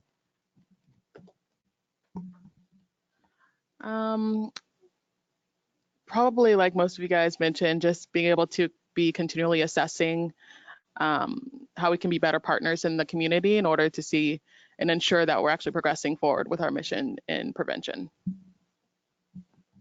I think the conversation from our group with the last exercise around awareness, we talked about awareness at the community level, at the legislative level, as well as the funder level. So just continuing to bring awareness so that they know the importance of this move.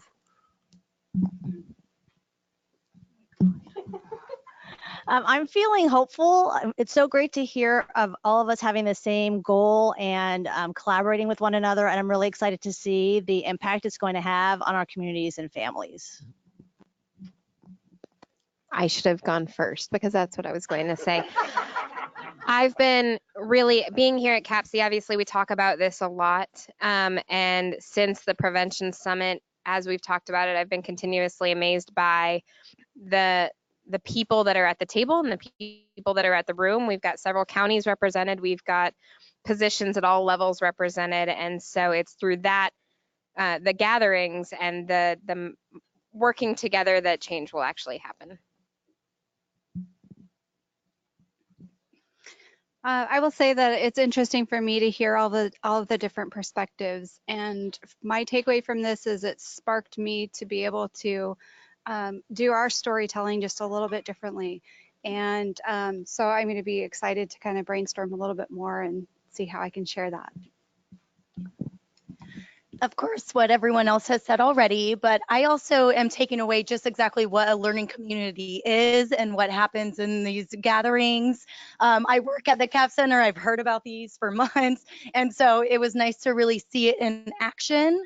And I'm actually feeling hopeful as well, because I'm feeling what a lot of us are saying is sharing the resources and finding out what everyone's doing. Well, that's exactly what we're doing here today through the summit and through the learning communities. And so that's my takeaway, is what these are about. And I feel like you guys are really taking those steps to meet those objectives. So thank you. What I'm taking away today is really a continued focus on breaking down of the silos that we oftentimes find ourselves working in. It's so easy to get stuck in the work and do what you do on a daily basis, but to continue to be brought out of that space and to remember that working together we can do more. And so breaking down those silos is really what I was able to take away from today. I'm always happy to hear when people are including the voice of those we serve, beneficiaries of our services, residents, constituents in the planning and in the conversation. And from our online audience, Nicole from Help Me Grow talked about reaching out with CWS regarding providing Help Me Grow contact information to those families that are reported by mandated reporters but don't necessarily become CWS cases. And because their services aren't tied to CWS, stigma to accessing those would be reduced compared to those that are, CWS sponsored and are designated for CWS families, and making sure that, again, that stigma is decreased. So I pass it off to Michael for one last closing thought. Sure. And my takeaway is excitement. It's been exciting to be a part of this planning, but it's just hearing how it connects with the community and what we get to share. I'm looking forward to how this unfolds. And I just thank everyone for your time. And I'm glad, Tabitha, that it looks like a learning community, because we're really appreciative of what everybody's contributing to the shared learning. Yes, definitely. I hope everybody has some kind of same sentiments as Tabitha did about learning about what a learning community is and seeing how it's important, how it can be helpful in your efforts. If you have more questions, I'm happy to discuss about the learning community and next steps. And I will probably be reaching out to a lot of you to learn more on how we can make this really impactful to the work. So again, thank you all for coming today. Please fill out your evaluation forms. Again, it's really helpful to hear back from you all. One last thing is that we're actually getting ready to do the annual survey. Last year, we had a 10% annual surveys response rate with 84% gained or 84% of the people that responded gained or implemented skills, tools, or knowledge from attending a learning community. Just a little quote there, the learning community is really beneficial. I enjoy the collaborative interaction and growing with people in the community. So we hope that's something that you also believe in and something that we can support your efforts in, kind of grow this learning community to do something really impactful for everyone. So watch for that survey coming in your email. Yes, it'll be coming. And say good things. So again, thank you so much. Have a good day.